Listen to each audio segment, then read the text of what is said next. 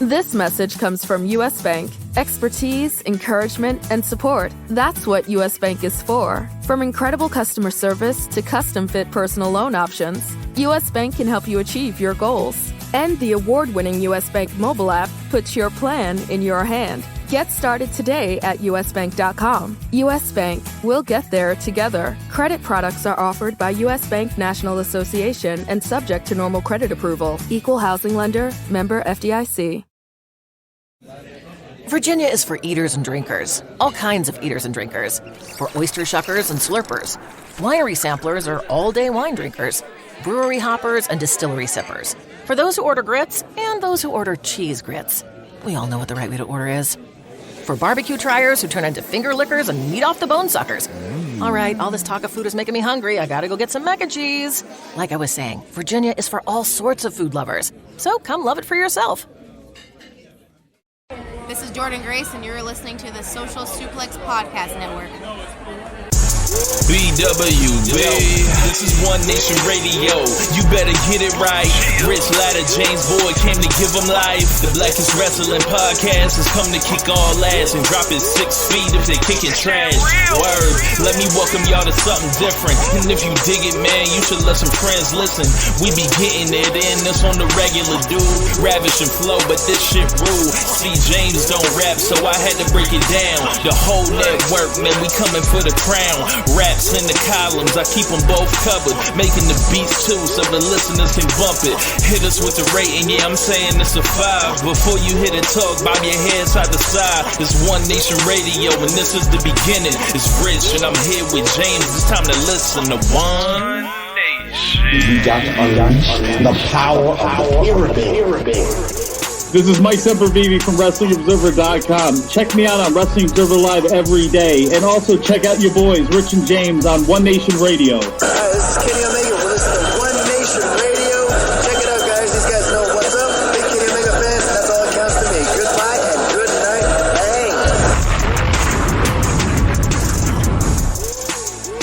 Bang. Hey, folks. Welcome to One Nation Radio. I'm James Boyd. And for me, I have Rich Latta. What's going on, man? Chilling, man. Just big week in wrestling, injury wise. A lot of newsworthy stuff to talk about. Just coming off this weekend and last week NBA Finals games and all that. I'm ready to go, man. Yeah, I mean, we already, just for let everyone know, we have already recorded about half of the show already. Did about an hour and a half with Rich and Jerry from Keepin It Strong Style. They kind of brought us up to speed for the year of New Japan Pro Wrestling from after Wrestle Kingdom to now. We talked about all the way to Best Super Juniors, and then we talked about we actually previewed Dominion and talked a little bit about what we think we would like to see or what we think is going to happen on Forbidden Door from the New Japan perspective of it. So I hope you guys enjoyed Jeremy that. And Josh. Yes, Jeremy and Josh did the carry job, and I'm with the announcement that there will be a joint show between New Japan and Stardom, I'm sure that I'll have to return their favor in November. And Rich, I was not joking. I need theme music. I need theme music. I need to be played in. I need horns. Like I said, something sound like that. Something anthemic, but simple at the same time. So I'm thinking of like that nail tech from one Jack Harlow is like dun dun dun dun dun dun dun dun dun dun dun dun dun. Like that beat is hard. We'll get together and see what we come up with for this. Yeah, cause that's in November, so that gives us enough time to get the sound right. Yeah. So I want to hear. I want to make sure the kicks knocking the speakers. Works for me. No, remember when Kanye was on his 5th or 6th mix of Stronger, and he had to bring in Timbaland to layer his drums for knock. It's like same thing, just got to make sure the sound is it all comes together. But anyway, so a lot of stuff, like there's MJF, there's Cody, there is CM Punk, there's the AEW World Title picture, the interim World Title picture at this point. Lots of injuries as well. Adam Cole's out for a minute. Bryan's out for a short minute as well. John Cena. Where do you want to start? Man, I think we should start with CM Punk. Okay. So CM Punk wins the AEW World Title. It comes out on Dynamite. I believe he does like some type of stage dive again into the crowd, and he hurts his foot. Some people think it's a broken foot. I don't have the prognosis. CM Punk was, I think, intentionally vague with that. He came out on Rampage and cut a promo. Looks like he had tears in his eyes, like he was just heartbroken about his situation. He announces and he doesn't vacate the title because the whole time I was like, he didn't leave the belt in the ring, right? And he was saying he's out of action and he doesn't want to hold anyone up, and it was a whole thing to, he cut a promo essentially saying he's kind of going away to get surgery. So when I think surgery, I'm thinking like at least 3 months. Maybe like if we're lucky, it's 3 months.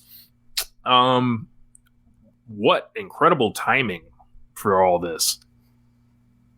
Like we had a Punk Tanahashi match that was set up. And then that's gone from Forbidden Door. And then, he, fresh off of winning the title, it's thrown into chaos, essentially. So, and I guess that's why Punk looked the way he looked in the ring. That he did not look great. Yeah, the what was that, Dynamite on Wednesday? Yeah, when he's out here, like, botching stuff over and over. The worst I've ever seen him look. Yeah, so... it was a whole thing, but this is very unfortunate. Yes, it is. I'm not as down as like the identity crisis a lot of people think the company's having, or identity change, or moving on to CM Punk as champion after the high level of match rate that Omega and Page had. It just be kind of returning back to what we had with the first two champions. So that's not a problem for me. Like so for me personally, like, it does stink. And I thought that Bret Hart tributes or not, I still thought he was putting together like solid very good to great matches, like more times than not, especially throughout this year so far. So it stinks. And he's the biggest star in the company. We were talking about this, or I was talking to you on one of the shows last 2-3 weeks. Like, we've seen no Cody, we've seen no Moxley, we've seen no Omega at times. We've never had no Jericho, really. We've never had no CM Punk since CM Punk's been here. I think those are the two where it's like, we could see like real damage if they're not around for long or whatever else. I think we could see that, but they'll come up with something. Like, they're headed towards their hot part of the year. Yeah, I was gonna say, like, they're headed towards like they're kind of their bounce back. They won't be going against the playoffs for long. Right. They're gonna go against Game 3, which I believe is the only time they're against Game 3. So the rating will probably be a little hurt next or this coming week. But after that, it'll be hurt a lot. Yeah, after that, like, I don't think it's going to be as drastic as thing like without them, like, because they're naturally set to bounce back. They've got a lot of their theme shows coming.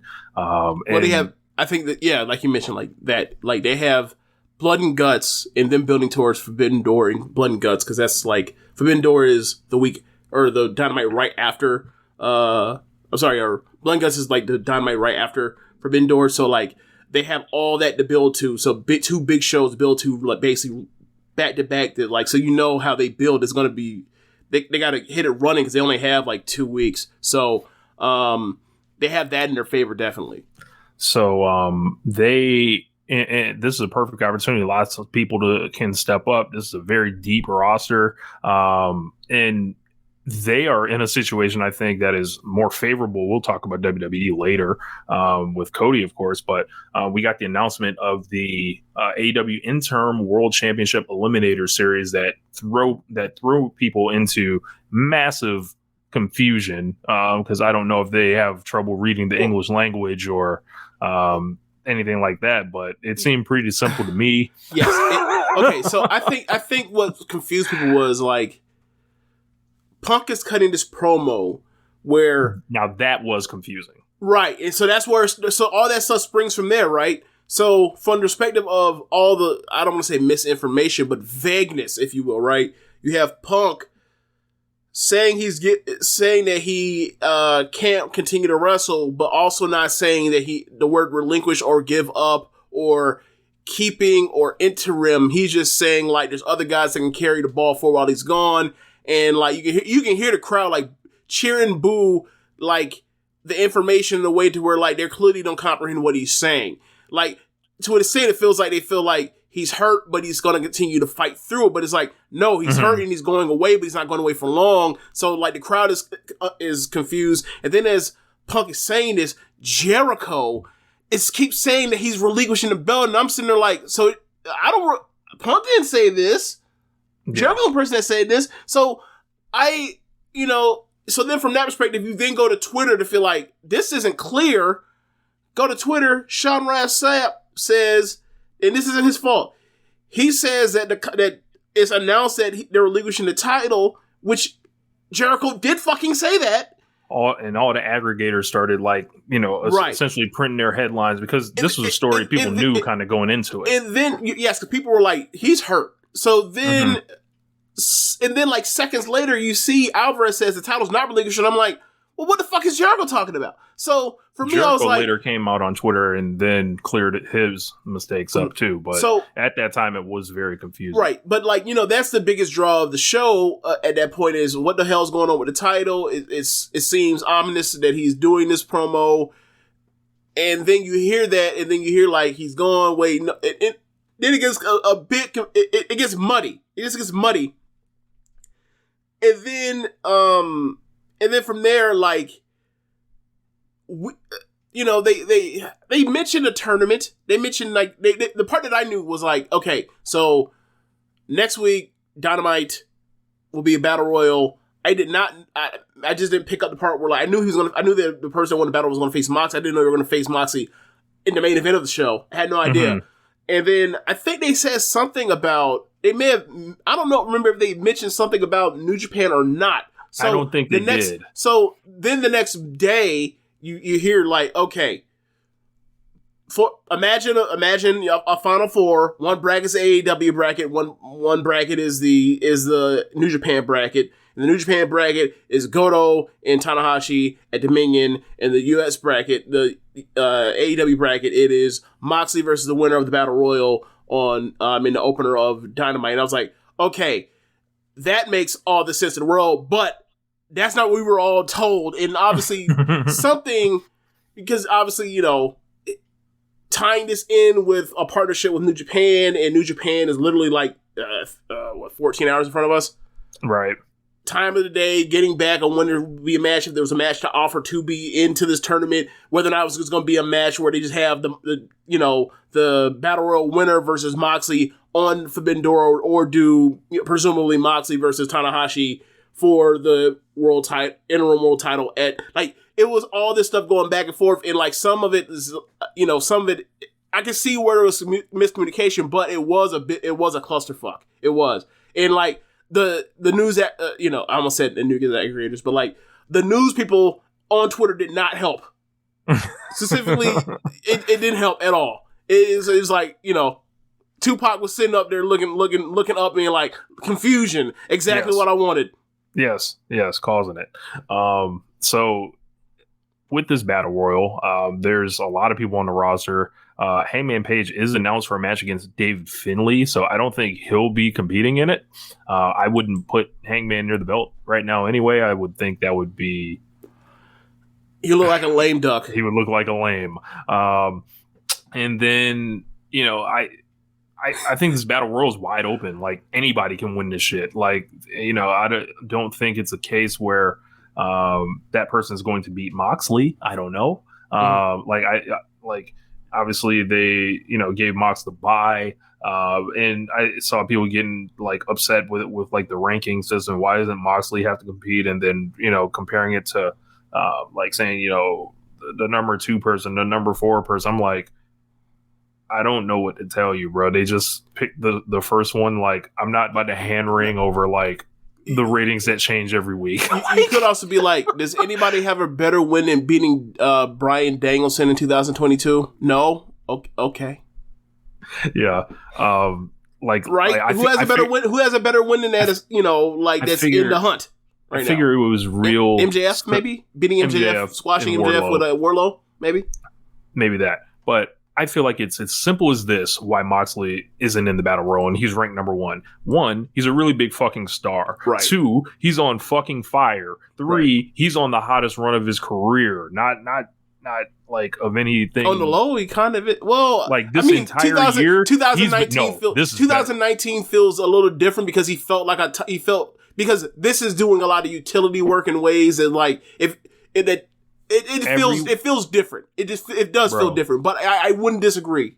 Everywhere he goes, he's having great matches. These 4 3/4 matches, 4.5 matches everywhere he goes. Whether it's the Indies, whether it's New Japan, the whole thing with the Blackpool Combat Club, and there with Danielson, he's on fire. He's undefeated. Like he's hot in a way where it's like, damn, crowds are back now.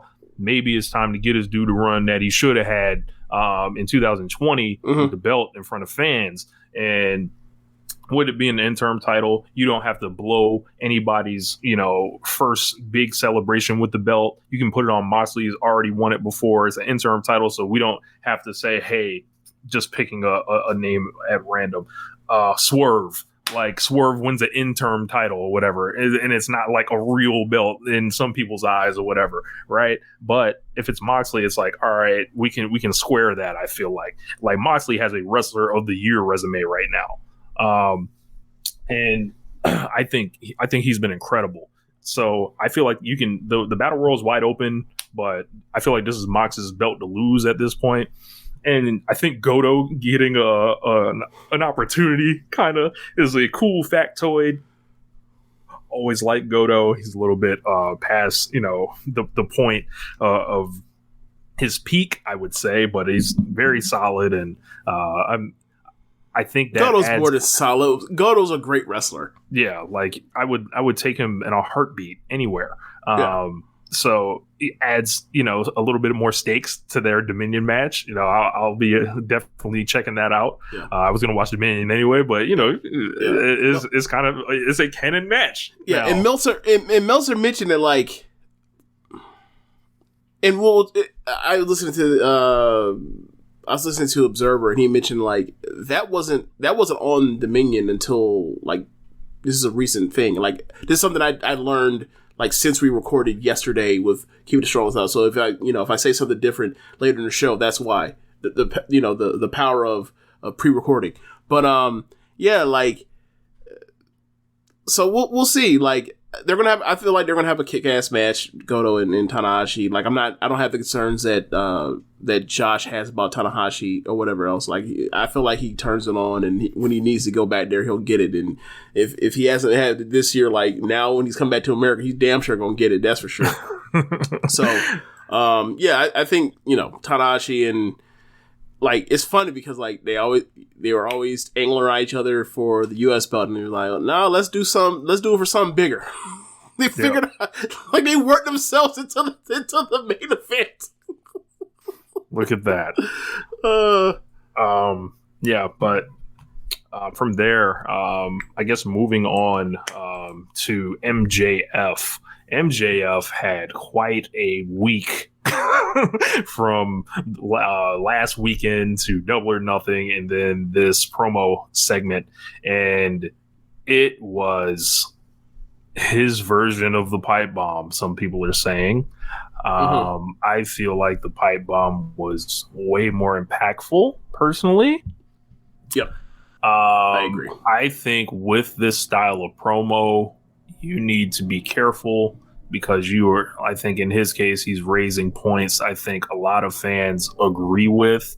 And with this whole situation, I feel like it's solidly turned into a work at this point. And I don't think anybody's like, there are people I think that think MJF is like on some Brian Pillman shit or whatever. I don't think that's the case. But you got to be careful because like the whole thing with AEW has been, you have been the babyface company, but you have this heel saying all this stuff that people are like, I think he's got a point here. Like when he's talking about the ex WWE guys and the people cheer, I'm getting paid, would you treat me better if I was from WWE? And like, bro, like that shit exists within this like fan base where it's like, yo, like who else is going to be coming in here now? Like, and that's like a lot of like what I felt like the split was with the Hangman thing, and then MJF being like this guy. Like, I don't know if this is going to like catapult him, but it's certainly like it recovered everything he lost by getting powerbombed 10 times from Wardlow and more. Wardlow looked ice cold Wednesday compared to MJF. There are people just texting my phone like about it that are very casual fans like of AEW as a whole and wrestling as a whole that are like just talking about, want to know like what's going on with MJF, what I think about MJF. And I think it was a great promo. Like his delivery, he's second to none. Like this is an all-time guy. Like this is not potential anymore. This is not someone that we need to look out for in 2 or 3 years. No. He's him now. Like, and we went into our extended thoughts kind of about his actual like gripes and contract situation. But this promo was, I think they got to be careful with that work shoot stuff, just because like of the actual reputation of the company. And then you start, like I've got his transcript here, and he's doing some of the Cornette talking points. He starts talking about the stuff where wrestlers are untrained and some of the stuff with MJF, he's saying it's all friends wrestling, but he's doing heel stuff where he ignores that he was also somebody that benefited from being associated with higher people higher on the card than him. Basically he took fans to task about calling them unprofessional and all this other stuff, and he calls the fans marks and talking about their opinions like they're worth a damn. It was funny. I got a kick out of this because MJF liked one of my tweets last week that he seemed to agree with, because I was like, hey man, they need to pay the man. He said he doesn't pretend to watch New Japan. He doesn't dump their opponents on their head. He's not reckless. He's not chasing star ratings. He's going like all there or whatever. He says he's the best guy because he makes people feel things. That sounded very Cody-ish. I seem to recall in the Cody and Kenny Omega feud where he said that was a direct Cody line. He said, name a match of Kenny's that made you feel something that wasn't against Okada. Like it was like one of those lines. So I think he took that directly from him. He starts talking about being the second biggest minute-by-minute draw in the company, which is information that we normally don't get access to. So who knows? He said he's hoarding all the money so he can give it to new ex-WWE guys that he keeps bringing in. And then like when the next match, like John Morrison is fighting Miro, it's like, he's talking about people. Everyone can't lace his boots, essentially. He calls Tony a fucking mark, and he calls him a piece of shit. Like he's basically asking to be fired. He doesn't want to wait till 2024. It's like going out uncensored over international television. It's getting censored here in America. It was a lot, and I didn't see this thing live. It was happening. I caught it after everyone was saying, yeah, it was like he was like turning face. I didn't get that vibe at all after I watched it. Well, I think to a certain sect of fans, he was turning face when he said the stuff about like about the these WWE guys can't lace my boots. Mm-hmm. I think that was a part. I think that's a part of it for for the sect of fan that like like in like certain threads we have on Facebook Messenger, like there are certain ones that be like they don't like this change. What's up, Sam? So like there was a group of people that were like, they don't like they watched like the first 3 years of the promotion and they like the people that were showcased and they don't want anything to change, as if like you could get by running that stuff forever. And it's like, no, like you have to have people come in and change up the top of the card to have fresh matches. Otherwise, you're going to run out of stories to tell, or stories to tell with the same people. So, so for me, like, yeah, I see why a lot of people gravitated to that and thought like, oh, maybe he is turning face, and also the crowd was eating it up. So like that, along with the reaction, was like, well, maybe he is turning face. Maybe, you know, and then you think of, you know, when you think of the pipe bomb, you think of like, he said a lot of shit that was like negative towards the company he was working for. That what made him the you know, that's what made people like him so much. And like the thing for me was like, when people do the comparison obviously to the pipe bomb, was me for like, when people say that, I was like, yeah, I can see why people say that, because like he's saying a lot of things that's behind the scenes that have been brought to the forefront, and it's interesting. Now, as far as like you know, impact or level of oomph when it you know, force when it hits you, I'm sorry, like, you calling Tony Khan a fucking mark, to me, does not hit me on the same way that maybe WWE would be better if Vince McMahon was dead. I'm sorry, that it doesn't hit the same way to me. So, like, I thought it was great. You know, if you want to compare it to the pipe bomb, I'll still take the pipe bomb, because it obviously has, like, you know, their first type of thing as well. And also, like, for me personally, like, I'm not watching any wrestling show for someone to work me that what I'm watching is happening also back behind stage. I don't care if you guys hate each other. I don't care if you guys actually really like each other either, that much either. Like, give me something where I can escape from, you know, watching the news and fake fight each other. So, I get why people like that stuff. Don't get me wrong, there is at times when I'm in the mood for that stuff. It didn't hit me at that particular time, particularly around the MJF thing, when he's talking about, like, how dare you fans say I'm unprofessional when I stiffed you guys out on a meet and greet. Like, okay, bro. Like, I get it. You're a bad guy. Jesus Christ. So for me, it was just like a lot of things were like, I checked out on it, but while like I mostly checked out while recognizing like, this was great work. It just wasn't for me. Yeah, I thought it was excellently executed, right? to turn a phrase here, but it's just I don't know how to take it. It's like, all right, well, and I'm also trying to figure like to what end is wrestling, like like to what end is it? Like, what does this accomplish for you? Like, does this mean you're gonna be some type of party crasher for this stuff potentially? You know, like, what does this mean? Like, who do you wrestle? Do you wrestle Tony Khan? Do you wrestle, you know, do you wrestle Charles Barkley? Like, what like, where are we going Khan's now? Not an on-screen character, and I don't believe he has any desire to be one. Nor do I want to see one. Nor do I want to see him on screen, other than, you know, say, here's the next show, guys, and then leave. So I don't know. I think it's a lot to digest, and the only things that we can think of, I think, pushes us into the realm of fantasy booking, right? Yep. And it's like, okay, they've yanked his merch. They didn't put out any video of it. Awesome on them for doing that too. Really worked the angle there, because at least this is the creative brain trust here. If they were, you know, the failures of the Summer of Punk and, you know, the fallout of the pipe bomb, they cannot make those mistakes. Like, they could hold MJF off, and, you know, a little bit longer. They can they can send him other places in secret. Because it's MJF in AEW, and he don't wrestle that much to begin with. Correct. So it's like, okay, MJF's not wrestling this week. Oh, like most of the other weeks. Yeah. Like, this man even wrestle once a month? No. Right. So, I don't know, man.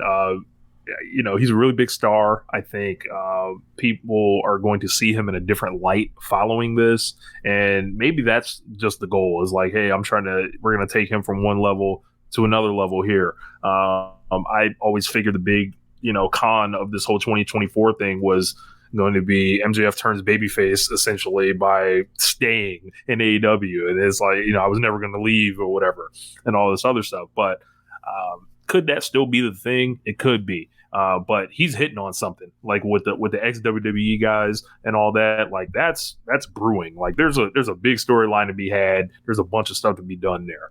Rich, has MJF had 50 matches in AEW? I would say no. 49.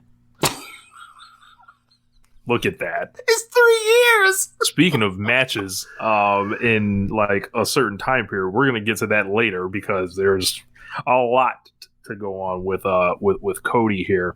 But I don't.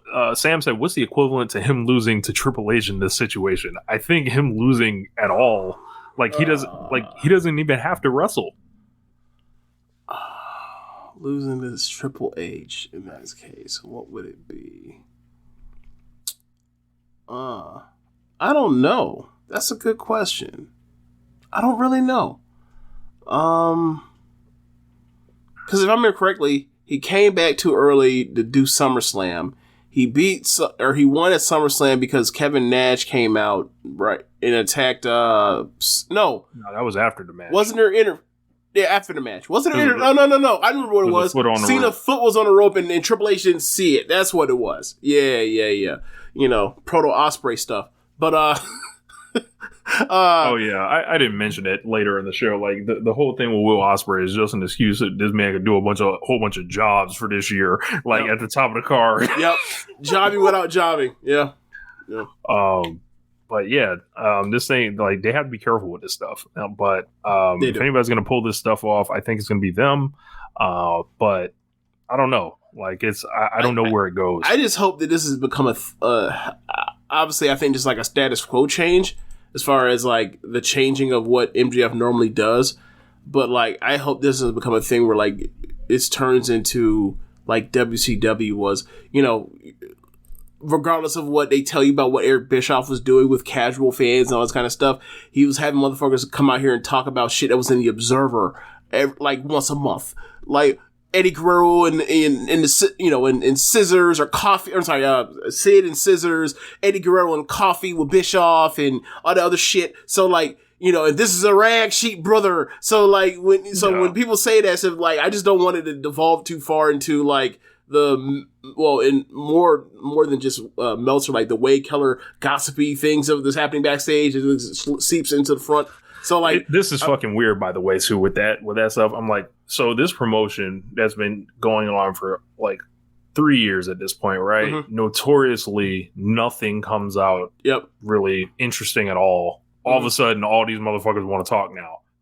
What is changed? like what has happened here? Apparently, Kenny Omega was like Bill Watts was fighting folk. You know, gotta bring my dog back.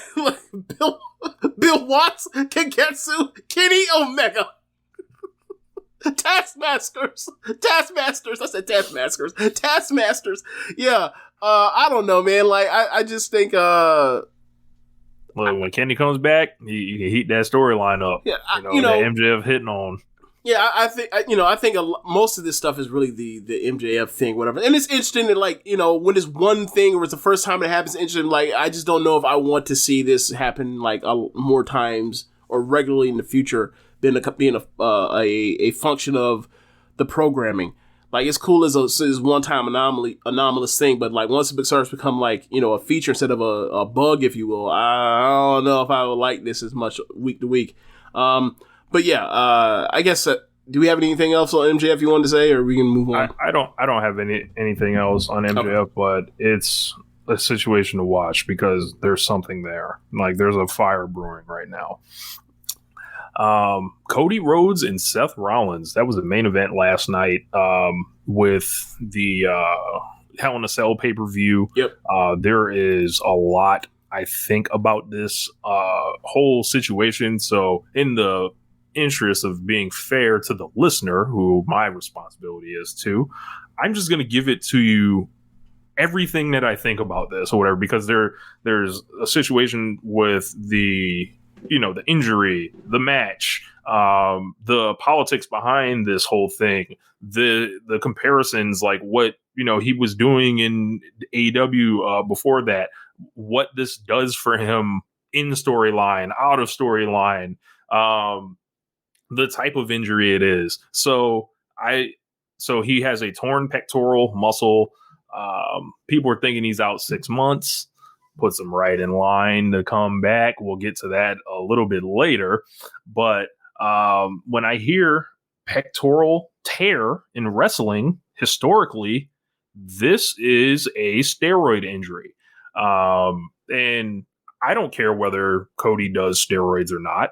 I don't care whether any wrestler does steroids or not personally. That's their choice. That's their prerogative or whatever. But it is interesting. James brought up the matches for MJF earlier. 49. Cody was on that same schedule pretty much over the last couple years. Very light schedule, maybe like 13 matches in a given year, things like that. I think he was wrestling more than MJF was, though. I think it's just slightly. So like I would challenge you to look that up. Like maybe in the 50s. But with him, like, you know, that is a steroid injury. You think about Triple H, you think about John Cena. John Cena's thing is notoriously that he's clean. I don't know how much stock to put in that, but that's just historically what it is. When we see quads or pecs, and I was just like, you know, I looked at Cody when he faced Sammy Guevara in that ladder match. I looked at him at WrestleMania.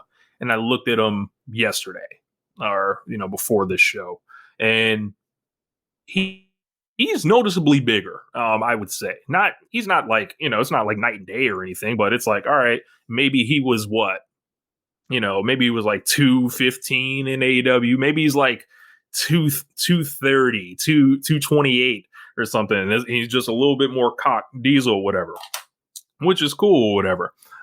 Because obviously, you know, WWE is the size promotion. And then, you know, you start thinking about jumping back into that grind, essentially, of, you know, wrestling Seth Rollins on 20 house shows, essentially. He supposedly got injured in that brawl with a partial torn pec. And then he tore the shit off the bone in a gym where he was lifting afterwards. So, it is, you know, a lot to think about. When you think about the pressure that was on him, people were wondering why he did this. Because it was like, wow, you're real. Like, this isn't working. I'll talk about it later. Like, this isn't just working through being hurt. This is an injury. Like, these are two totally different things, right?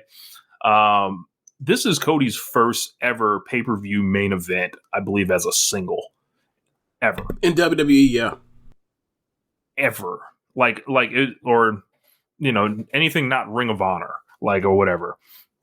He never did in AEW. I don't think he was going to miss this, obviously, for any reason.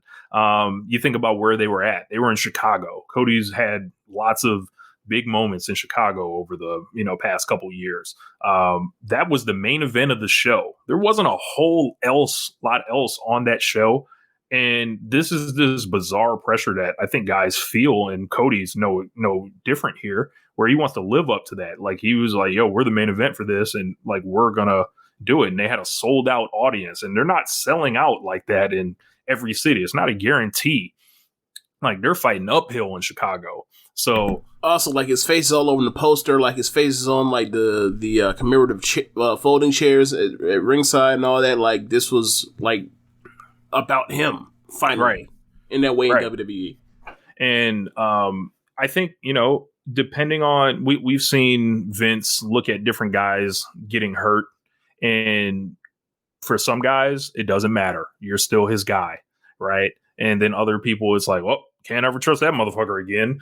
So if he didn't make this match, who knows what side of the fence he would end up on. Now that he did make this match, again, who knows what side of the fence he's on with Vince still, right? But I would think that he had to have bought himself something.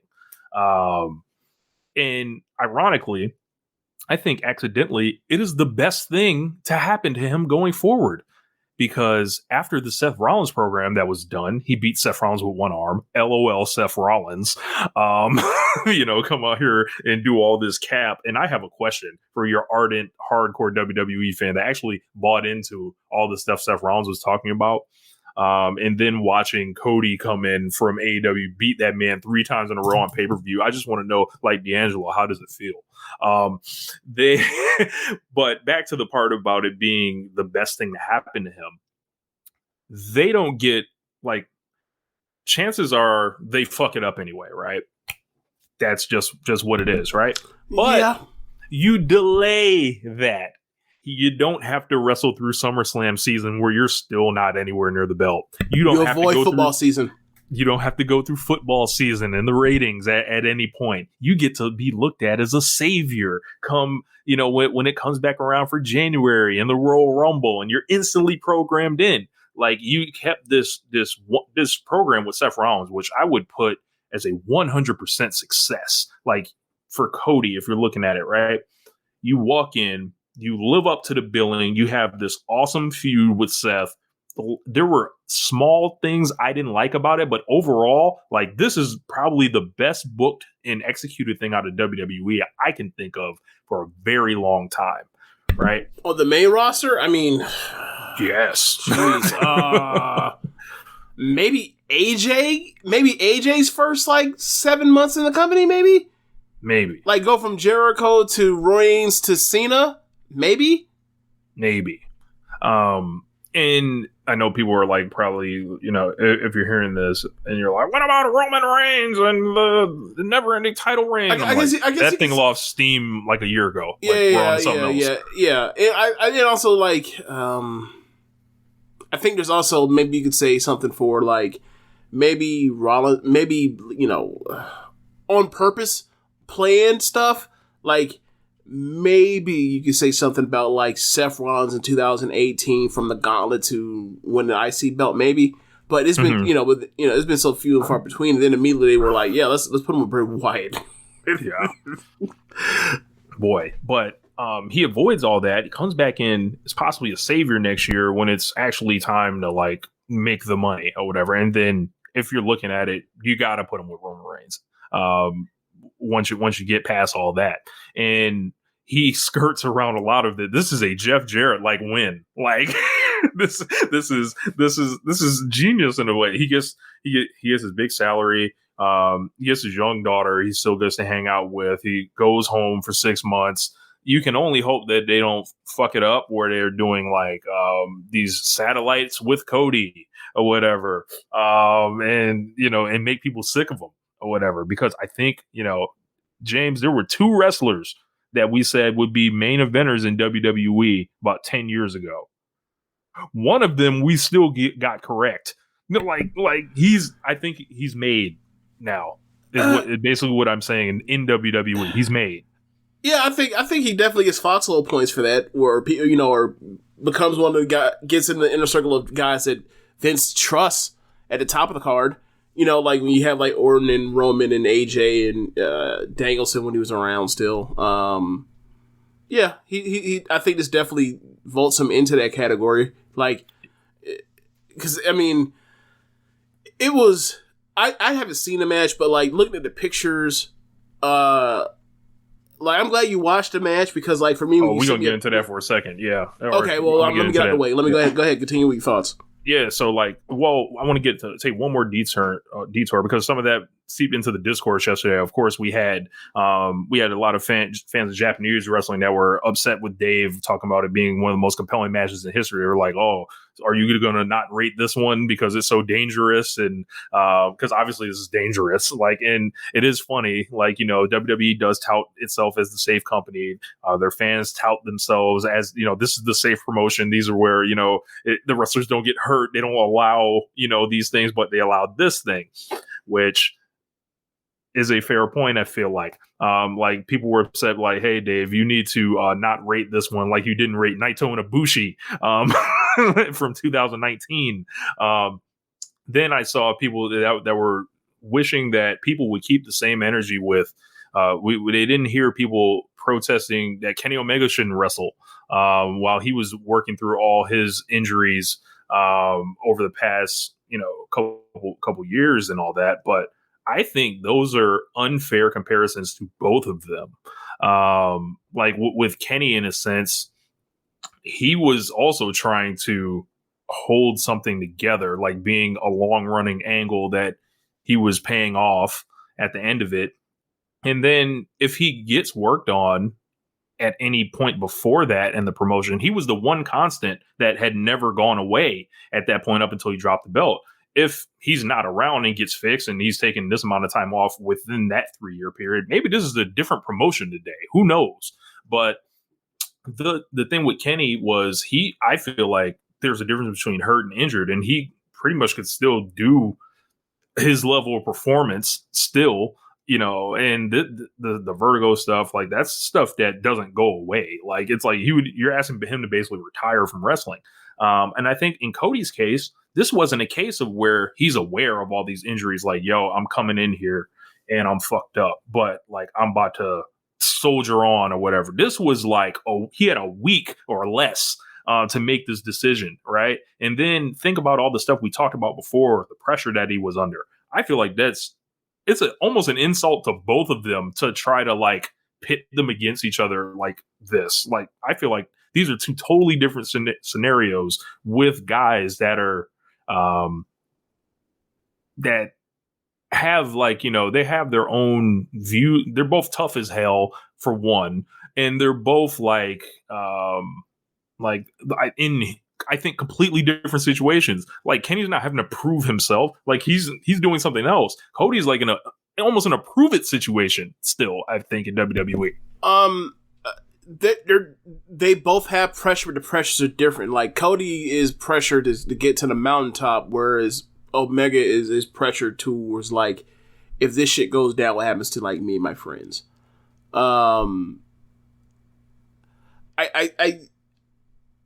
And also, like, nobody knew how bad it was until it was done. Like, we didn't hear all the constant complaining. Like, the only thing we would say, oh, yeah, man, he's cupping, he's doing all this other stuff. But nobody knew these wrestlers were hernia, vertigo for years. Like, nobody knew this stuff or whatever. Like, everybody knew the Cody thing. Like that's why the reactions were different. Yeah, like, thinking about the Omega interview about talking about his injuries, just thinking about just in my mind going over, like I remember him talking about how Okada hit with a drop kick and then Okada landed on him after, because Okada goes like 15 feet in the air and then falls down on you. Falls down. He ended up falling down on on Omega's head, and Omega said he woke up next day and had whatever. And then I think that was when he had to go do the Naito the final, right? So G1 final. That's when he was like, oh shit, like the room's spinning. But I don't recall him saying that like it's the same level of it's the same level of jarring as like at all times, if it modulates or whatever else. He just says he still has it, which is like, I mean, everybody bouts of vertigo is different, right? Like it with stress or whatever else, he can act in different ways. Like, so I don't know if his room's always spinning on him. He didn't really say it in that way, or he said the room spins, but it's not. Sometimes he can manage it, sometimes he can't. So whatever. So I get why people saying it's dangerous, because obviously it is. It's like you wouldn't let someone. I wouldn't, if I had vertigo, I wouldn't get behind a wheel and drive, right? But when you look at Cody's situation, the Cody situation is seemingly a pain tolerance thing, right?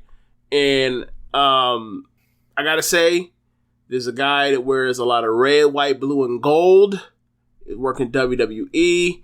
We've seen dudes that have all types of torn muscle in situations in WWE. Get on one and get them an ox or get them a perk, and then handle it and then go from there. I'm not saying that shit wasn't super painful. There's a reason why you take those opioids to begin with. But he soldiered through the best way he knew how, and most you can do is commend him for it. Would you want all your wrestlers to do that? No, because that'd be dumb. But put in that situation, he decided to go for it, and he came through successful. So all I can do is salute him for it. So as far as the match, like I think this is a masterclass in like this is one thing. Also, what also helps Cody is, I don't know why people keep missing this. The same thing when he got strapped by MJF and Wardlow. He's anemic. Everything on him looks worse than it actually is. Not to say that a torn pec isn't some big fucking deal. Nah. You go out there and tear a pec tomorrow and see if your ass ain't in the ER. Yeah. And see if your ass ain't getting reconstructive surgery and all that kind of stuff and your hospital bills are through the roof. No, it's a serious thing. He is lucky to be in a position to where he can take care of it, and if it need be, he could take his ass to Birmingham and get his shit done by someone like Dr. James Andrews and do all the rehab and all that kind of stuff. And it was interesting thinking about it for me was like, see, this is why you don't leave AEW if need be. Or luckily, WWE covers all the wrestlers' bill, but like wrestlers' bills when they're still in the company. But like I was thinking to myself, like, can you imagine like having health insurance? And then you leave health insurance and then you tear a do that schedule. Like, luckily, Cody's in a position that he's in. He's fortunate, all that kind of stuff. He's with a company that if something like this is gonna happen, Vince and them are gonna take care of that. So he ain't got to worry about that. But not everybody is gonna leave AEW and go to WWE. And that's the part there where he's like, dude, that would suck if you were a weekend warrior. And you tell me, like, bro, can you imagine if Tom Lawler tore a pec, how fucking awful that would be? Bro. Or like when Danhausen broke his leg at the end of last year. Dickinson with the hip. Yeah. Yeah. Like, and the match itself, like, it was a masterclass in, like, subverting expectations, like, as far as with danger. And I think Rollins did a great job, like, as far as doing stuff like putting Cody on the table and making you think he was about to get splashed through the table, but Cody rolls off the table. Different things like just working creative situations just to not avoid it, but protect him, essentially. And this thing was very dramatic. It was like the crowd was totally into it. I can't recommend watching the match enough. I know some people are probably listening to this and be like, hey, has Rich been killed and cloned? But like, my thing is, I'm not a fan of Cody, like, as a wrestler, but I'm going to be fair as I see it with him. This was a performance, I think, that is going to buy him a lot of toughness points, if nothing else. Right. And someone that already has that with the flaming table. And people compare that stuff too, yeah. And, thumbtacks and all the other crazy shit he's done over the last, 3 years or so to get people to love him. Mm-hmm. And like, the thing about Cody and WWE is, like, this is the environment where he can do it. Like, he wasn't supposed to be the man elsewhere. He was supposed to be the man here. Like, we saw this years ago, and it just didn't work for whatever reason. So One Nation Radio always ahead. So, but yeah, I highly recommend the match just to check it out. Like, I don't think, like, at times it's slow, and they're like kind of milking it. Obviously, like, Cody's like, go milk that shit. If there could be a more dramatic motherfucker, I don't know who it would be. That would get as much as they can out of it. And I think that I don't think, like, I joked about Rollins, like, losing and being hurt. Like, I don't think he's really hurt by this. I think he actually earned himself a lot in this too. I think Cody cut a promo on Raw and Rollins beat him up with a sledgehammer, or beat him down with a sledgehammer. So he got a little bit of heat back. But, whatever. Rollins is a made man, whatever he does. Yeah. So, but yeah, I would highly recommend you guys check this out, just to look at when he pulls the jacket off and he has the fucking, the arm and everything like that. Purple. Keep in mind everything that I've said about this. Like, is this probably a steroid injury? Possibly, right? But it almost doesn't matter. Like, just like when you look at what happened, like, and watch him tough it out. Like, 2 minutes into the match, he does a fucking Cody cutter off the fucking second rope directly on the shit, and I'm like, this nigga's crazy, like, for one. Like, and I think that, people have to remember, wrestlers are not, like, wrestlers are humans, right? I don't want to fuck that up, right? But they have different pain tolerances than everyone else. This is totally Cody's decision. I don't think this is a thing where WWE was like, hey, you need to get your ass in there or whatever. But Could they have like kind of just looked the other way? Possibly. I think that's in play here, especially with a guy that's, as we mentioned, all over the posters. This is their big main event for this town. They have a fucking depleted roster as it is. If it was a one night situation, can you go? This guy was always going to go. Right. And when people talk, this is one thing I don't like, right? When people talk about football or talk about pro wrestling and talk about, the difference between injured and hurt, and it's like, well, I get what you're trying to say, but people are still fucking working injured. I don't know what the hell y'all talking about.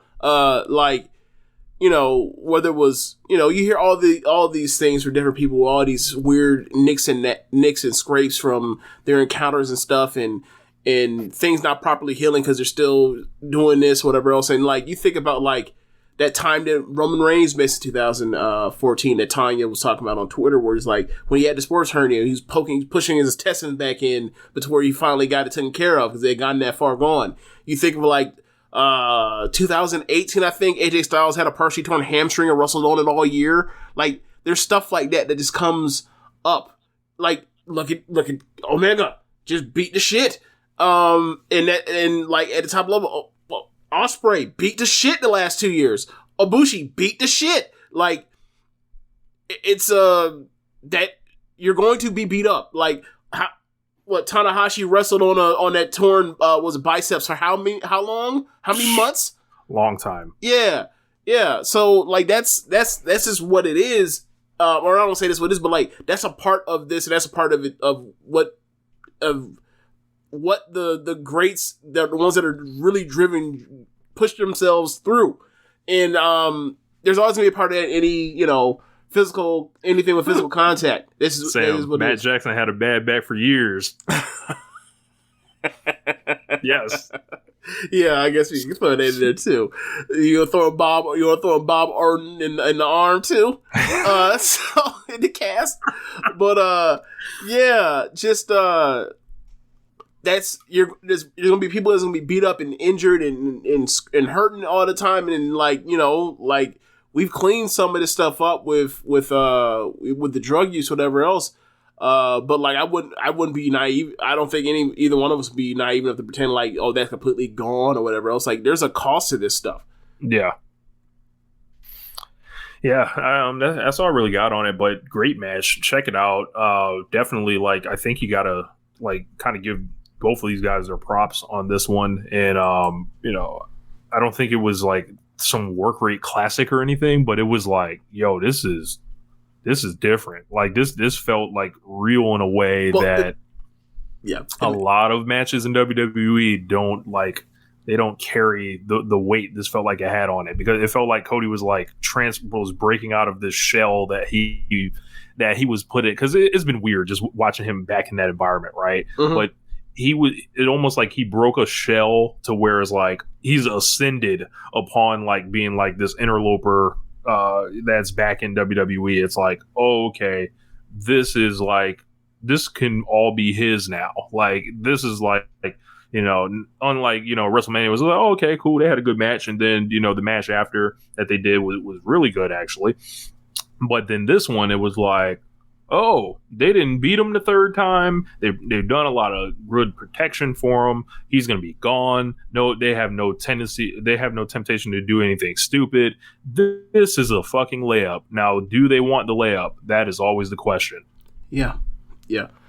Like, it is, thinking about like what Cody and that gruesome looking injury, he looked like, his skin basically turned into jelly.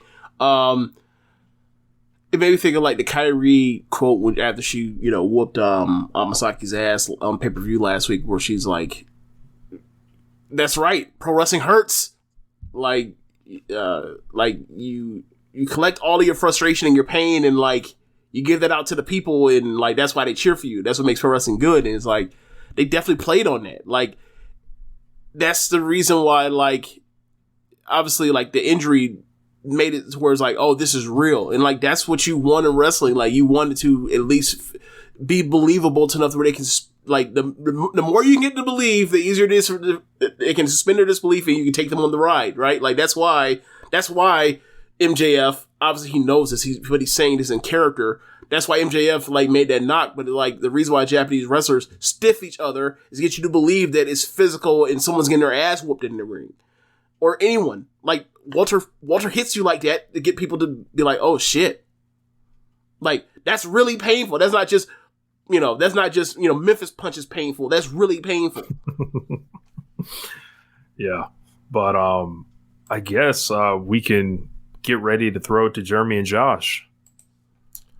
All right. So, wow. We really did a show in like an hour. Yeah. So, well, you know what? Actually, no. Young Bucks and Lucha Bros. Part 4. Let's talk about that a little bit. I forgot about that, James. How could I forget? How you gonna forget about like probably maybe the best match of the week? Yes, like a match that I put 5 of them things up for. 5 of them things up for this match, bro. These motherfuckers. So this, when Jade notices some fuckery going on, and, mostly when Tony Schiavone is talking. Yep, usually it'll be like she'll come out here and say, "Cut this shit." Mm-hmm. The Lucha Bros and the Young Bucks, essentially, they saw the FTR little tour that been going on the last couple months, and they came out here and said, "Cut the shit. The real is back," as like J. Cole would also say. This crowd was like, this was the Young Bucks' hometown. It was 8 miles from their house. I'm sure the Lucha Bros also, have lots of history in Southern California as well through PWG and everything else like that. This was like Reseda come to life times 2. This was just electric. 16 minutes. I was in awe. I was amazed. I was watching these two teams like the greatest tag team rivalry resumes tonight, and it did. Like, this is like I don't want to hear anybody in the conversation with these guys at all. I don't want to hear it. I'm not interested in the trolling. I'm not interested in the the ass whooping shit like that people claim they need to see. Like, I'm sorry.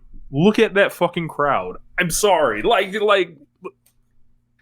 these are human highlight reels that are just that masters of the craft, supreme match layout, and insane chemistry with brothers. And then we know what it is when the younger brothers go at it. We know what it is when the older brothers go at it. Mm-hmm. Like, these guys, like, it's the greatest match in Rampage history.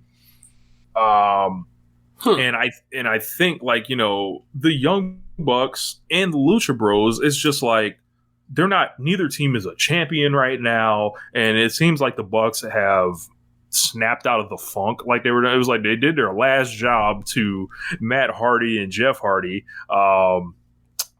Sunday or whatever, and then they roll in, get a win in the 10-man tag, pinning the champions, and then here they get a win against the Lucha Bros, and they're probably right back into position. But like, you gotta feel for Jurassic Express at this point. It's like, you had a couple months, to do your thing. Also, don't forget, like, the Bucks were in their match at Revolution as well. But it's just like, I don't know what it is, but I don't know how many more of those we're gonna get. Because the Bucks are carrying high miles too, since we're in this, this whole thing about injuries and age and stuff like that. Like, I think Matt Jackson's like 36 now, maybe 30. Yeah, I think he's 36. Nick's like 30, but you never know when it could be the end of the road. Phoenix or Pentagon's a little bit older. Phoenix is still youthful, but this is the greatest tag team rivalry there is. Like, Midnight Rock and Roll, I don't care what you want to name. These guys are doing it in ladder matches, cage matches, regular rules matches. Can they, like, I want them to do mask versus hair in Mexico one day. Like, that's what I want to this. And then, like, the Bucks cut their hair in Mexico. Well, I mean, once you do hair versus mask, you look at Nick, you already know it's finna go down. Oh, yeah. But Like, I think that would be great. Like, in the Bucks, Lothario never brings out the Bucks hitting at retiring pretty often. They do. I didn't know that, but so this match is fucking phenomenal. This is like, it's one of, like, the thing for me was crazy about it was like, I was like, this is like their clear-cut fourth best match they've had in AEW out of the 4 that they've had in AEW. 4 3/4. Like, who says shit like that? Who does shit like that? They're so fucking good, bro. And like, Phoenix, man, like, out of this world, man. Just out of this world wrestler. You said most of what I would have said, but like, yeah, it was just awesome to see. Like, they always do this, and like, I mean, quite frankly, we talk about like you say who else can do this, like, you gotta start like combing over and start thinking like the whole entire world to think of people like, I guess you'd be like Velocities versus Aussie Open. That's about it.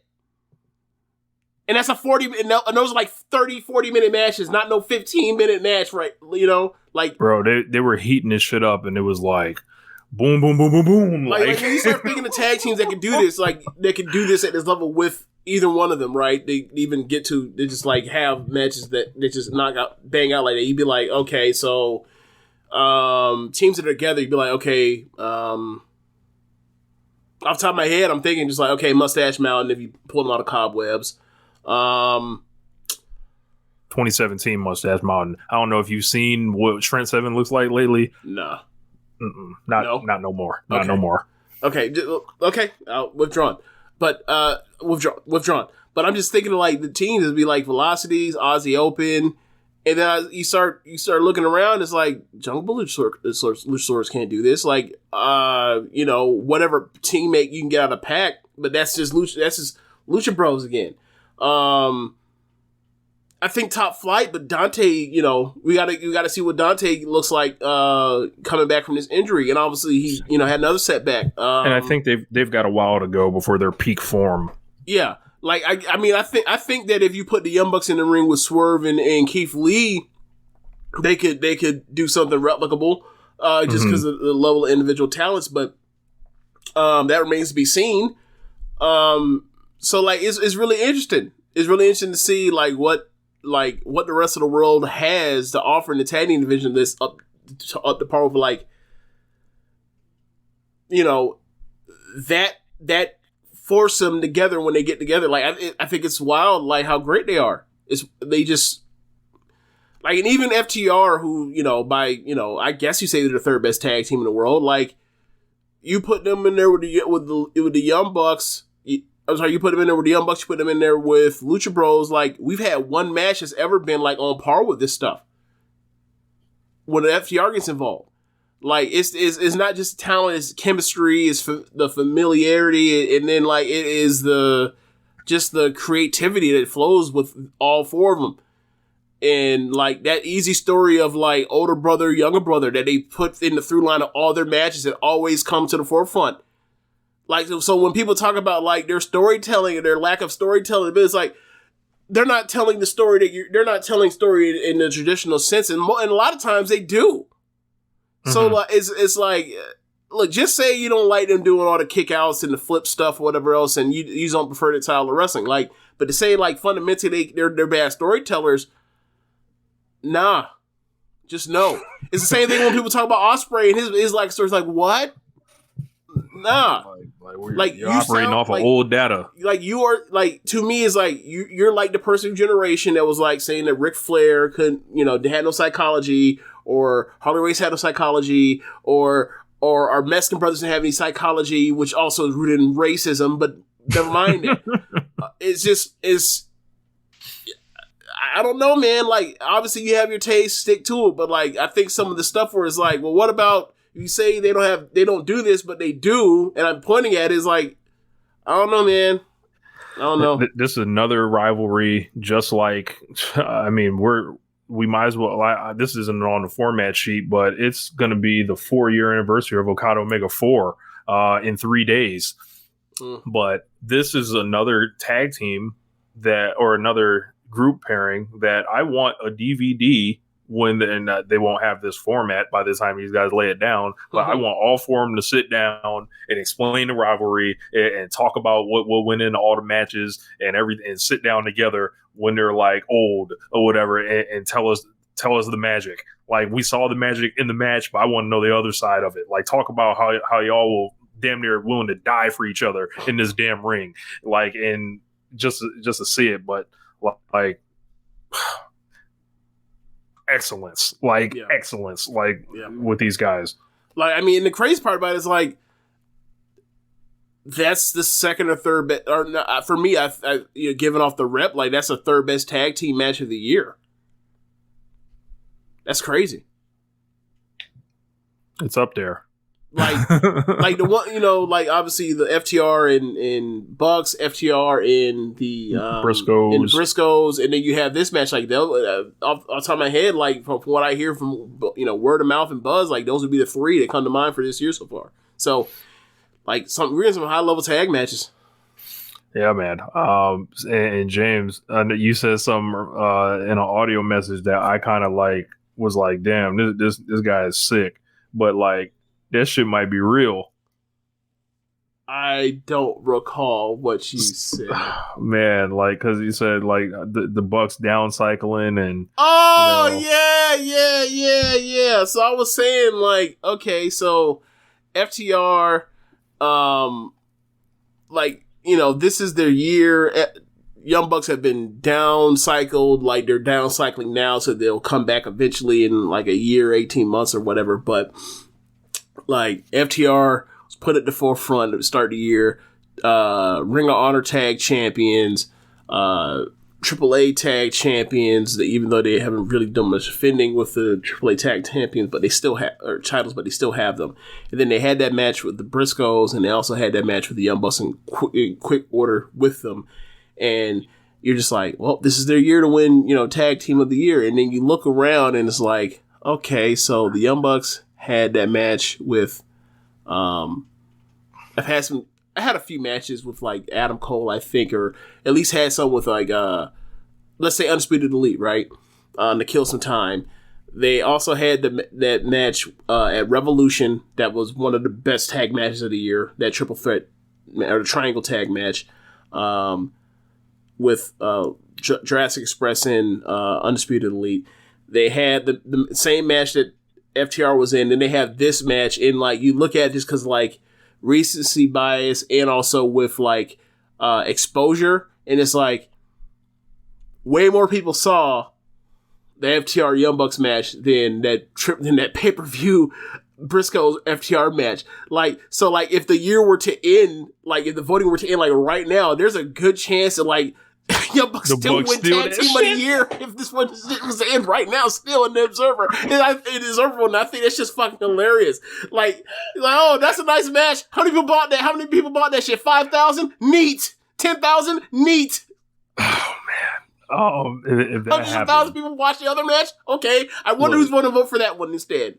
If the Bucks come out here and speed run this shit the next 6 months, they got to rename the award. Fucking hilarious.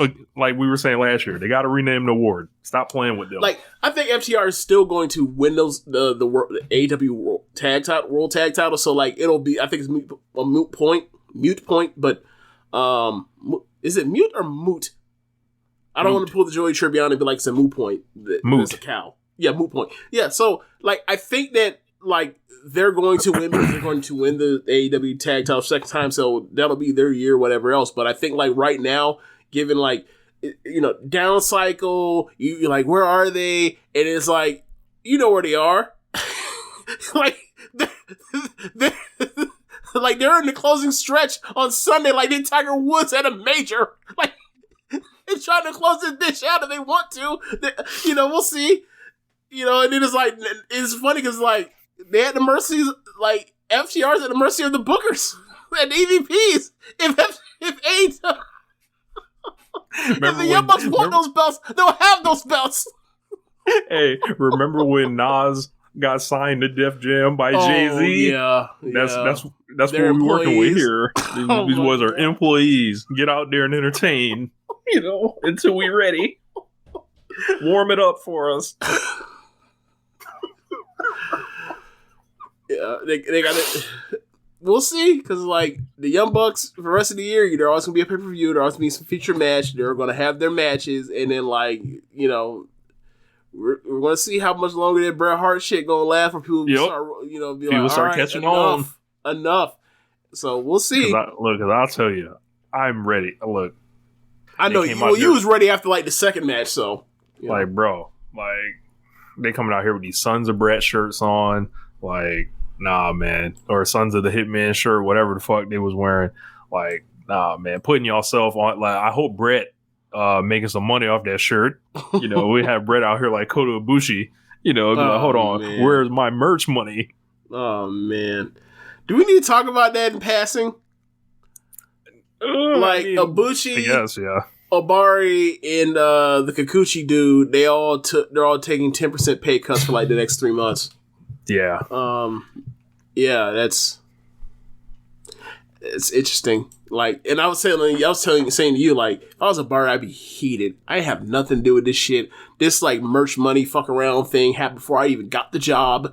Cause, and now I'm losing, and I'm getting a pay cut. That's bullshit. It made me think of like what happened with Stardom after Yoshiko broke Act's face, where like Fuka and Rossi and Anai all took 30% pay cuts for like, I think 3 months as well. And it's like, if you're Rossi, it's like, all I do is book these matches and finish. I had no idea somebody was going to order a fucking hit on somebody and someone's going to end up with a broken face. This is bullshit, but I got to do what I got to do to keep the company afloat because we just disgraced ourselves in Korakuen Hall. Right. And like, if you Obari, you just like, so this dude's fucking around with our number 3 star, and our number 3 star is now, is saying Yakuza out loud. It's like, this is my fault. Okay, all right, whatever. This is bullshit. I hate my job. Oh, man.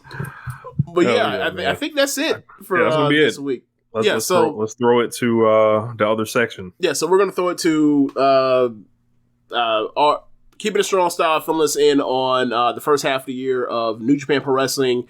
Break down a little bit of their thoughts on Best Super Juniors. Talk about the Dominion card coming up this weekend, and also their thoughts on all of our thoughts on New Japan's role in parts of Forbidden Door. Underdog Fantasy is the fastest growing fantasy app and easiest place to play fantasy sports. Just jump on UnderdogFantasy.com or download the app. Draft your team, and that's it. And if drafts aren't your thing, they also have a pick'em game where you can win 20 times your money in a single night. Use promo code RADIO, and Underdog will double your first deposit when you sign up with up to $100 in bonus cash. Deposit $100, get $100 free. That's promo code RADIO. Terms and conditions apply. Target has Laundry Day covered because they offer a great selection of concentrated Tide Pods to help with all your laundry needs. Tide Pods clean, freshen, and help rejuvenate your clothes with odor fighters and stain removers. Did you know Tide Pods clean better than the leading liquid bargain detergent? Tide Pods are powerful enough to make your whites white and your brights bright, even in cold water. Just toss in 1 Tide Pod for small loads, 2 for medium, 3 for large. It's that easy. For great value and convenient pickup options, get Tide Pods today at Target.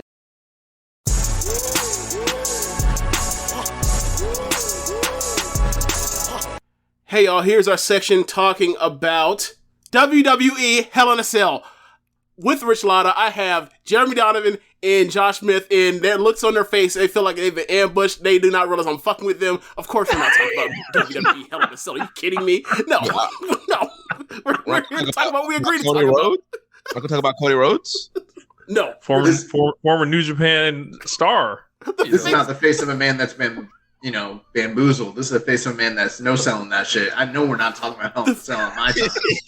I did not carve out an hour of my time to talk about Hell in a Cell and the Fed. The face that Rich made, he really thought I had double-crossed him. He's like, wait, I'm about to get out of here. I'm not doing this. I'm turning this shit off.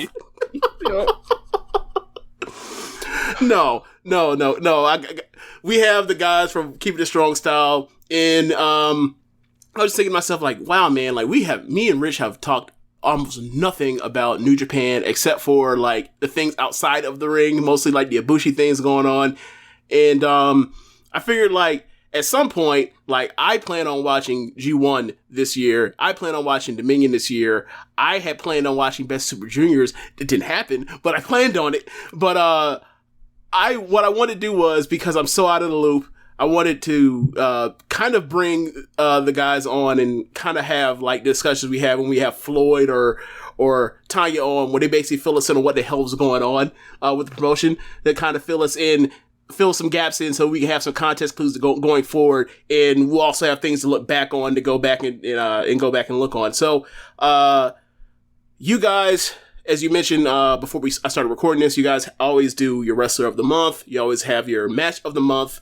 And you figure you will use that as a kind of like a guiding line to send us where we're going to go through these, close to first 6 months of New Japan Pro Wrestling's year. So, where would you guys like to start?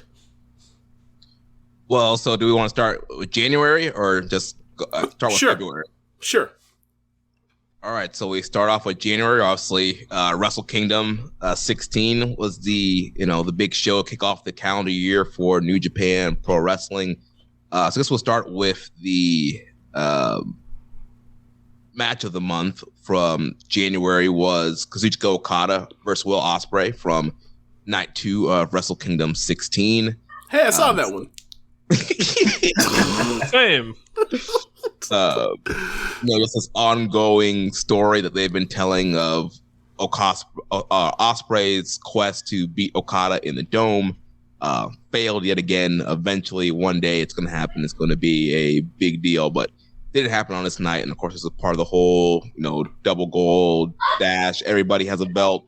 There's 2 fake belts. We got all that cleared up, and then for the wrestler of the month, we went with Kazuchika Okada. He had 2, depending on your ratings, 5 near 5-star matches back to back. He wrestled Shingo on night 1, then Ospreay on night 2. 2 incredible matchups, and so that's why we gave Okada the January wrestler of the month. Yeah, I saw those 2, and I agree with it. Like I thought that. For me, still to this day, my match of the year would be Okada and Ospreay. I thought the match was sensational. Like, the only thing that holds that match back from being, like, beyond a match of the year contender, but, like, one of the matches of the decades would kind of probably be the crowd, because that match is incredible. And the only thing I see is, like, holding it back is, like, not hearing, like, the crowd lose their collective shits for, stuff like Ospreay doing the moonsault off of, the gigantic prop setup thing. So, yeah, I'm with you. And, it playing off of, the Shibata story, playing off of the Omega story with Okada, I thought was sensational. And, that was kind of my sentiment at the end of it. At the end, thinking like they're gonna have another match, and when Ospreay finally beats him in the Dome, it's gonna be like it's gonna be a match of the decade. So yeah. That's if he still works for this company before another company comes and snatches him up. That is, or if he breaks his neck, or something like that. Yeah. But coming out of the January events, the next tour was the Golden Series tour, which kind of went on and on and on for a while, but culminated on a 2-night event on the 15th and 16th of February. The big match the 2 big matches that were kind of, highlighted during that tour were the U.S. title. Actually, I said the 15th and the 16th. That's incorrect. February 20th and 19th. Okada ended up defending the title against Naito. So we kind of got a reprisal of that feud. That was the main event of the second night. Very, very, very good match. That'd be the first of 3 matches that we would see between those guys throughout the calendar year. But the night prior was probably the better show, and that's where we got Sonata defeating Tanahashi for his first major singles title win for the U.S. title. We did end up naming him the Wrestler of the Month that month because in addition to winning that title, in what was probably a career match for the guy, he also pretty much won every single match, every tag match that he was on, and had great showings throughout the month as well. February was somewhat of a down month because that Golden Series tour just went on and on and on and on. So basically, it didn't have like the same feeling as like a usual New Beginnings type of thing. Not at all. No, it was very long because you were kind of combining that time period of when you would normally run Fantasticamania, along with when you would normally run New Beginnings. So you just had this long stretch from the middle of January all the way till the end of February, where it was just show after show after show. The match. So my question for you now that we're it's been a few years of this, like how much do you feel like New Japan's schedule has been sorely missing guidance, and more particular like the luchadors for stuff like Fantasticamania, for stuff like Best of the Super Juniors? Well, normally, that Fantasticamania is a really good buffer between the, exhausting and arduous task of like putting on the dome shows and then, coming back for the February tour. But, with that being gone, they've kind of had to find inventive new ways to bridge that gap, and it's not been easy for them. And then, not having those luchadors for the various junior tours has also been, up until this year, a big hole for them. Yeah, and I think, obviously missing the foreigners was a big hit to a lot of these tours, but I think another issue is the fact that in the pandemic, they lost a lot of money in those few months that they were shut down, and then obviously the limited capacity. So in order for them to try and get some money back, they are trying to do as many shows as possible. And we heard at the end of last year, there was a gold number of just number of tickets they need to sell. They don't care how many shows they need to do. They need to hit this golden number of tickets being sold. And it sounds like it sounds like a baseball team that's deciding to do like double headers on back-to-back weekends. They're doing both days double headers to like kind of just make up tickets and games and stuff like that. I mean, pretty much that's what it is. And so you can see in the schedule, like we're getting all these shows, you're getting more televised shows, you're getting more Corkins, you're getting more shows. They're just trying to recoup money right now. Yeah, majorly. The match of the month was that aforementioned Okada-Naito match, which, in my opinion, was maybe the standout match they had of their trilogy this year as well. So, yeah, I love that Okada-Naito match. I think I went 4 3/4 on it, or 4.5, can't remember. But it was a really great matchup. I mean, again, probably the only thing that would have made it better would have been a cheering crowd. Just one of those matches that kind of came so early in the year. I mean, Josh and I are pretty much predicting that Okada's probably going to run with the belt for the remainder of the year, but still facing off Naito so early in the year, and that spot was kind of a change up in what they normally do. It felt like you could have done a quick change to Naito and then switch it back to Okada, but also they kept it with Okada. That was still a kind of a great big first title defense there beginning of the year.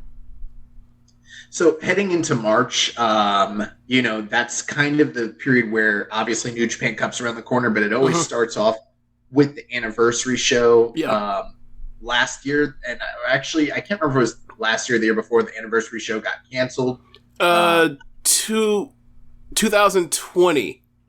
Right? No, wait. Yeah, because we didn't get a Naito and Hiromu match. Yeah, it was going to be Naito and Hiromu, and then again it's canceled.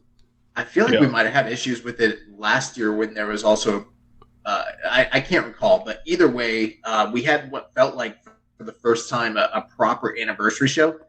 Nothing major there, except for there was a really fun generational aces versus generational dark aces 6-man tag match at the top that Dave gave 3 3/4. So, that was something worth checking out. But the highlight of the March season was the New Japan Cup, which, was kind of interesting because they had the largest field they've ever had before. Well, real quick, Josh, aces versus dark aces. Are you going to tell us the 6 members in the match?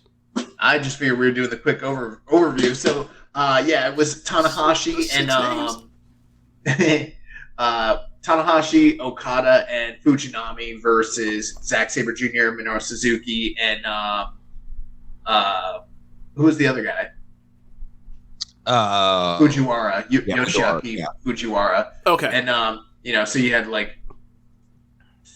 4 old guys and then 2 young guys all kind of just mixing it up.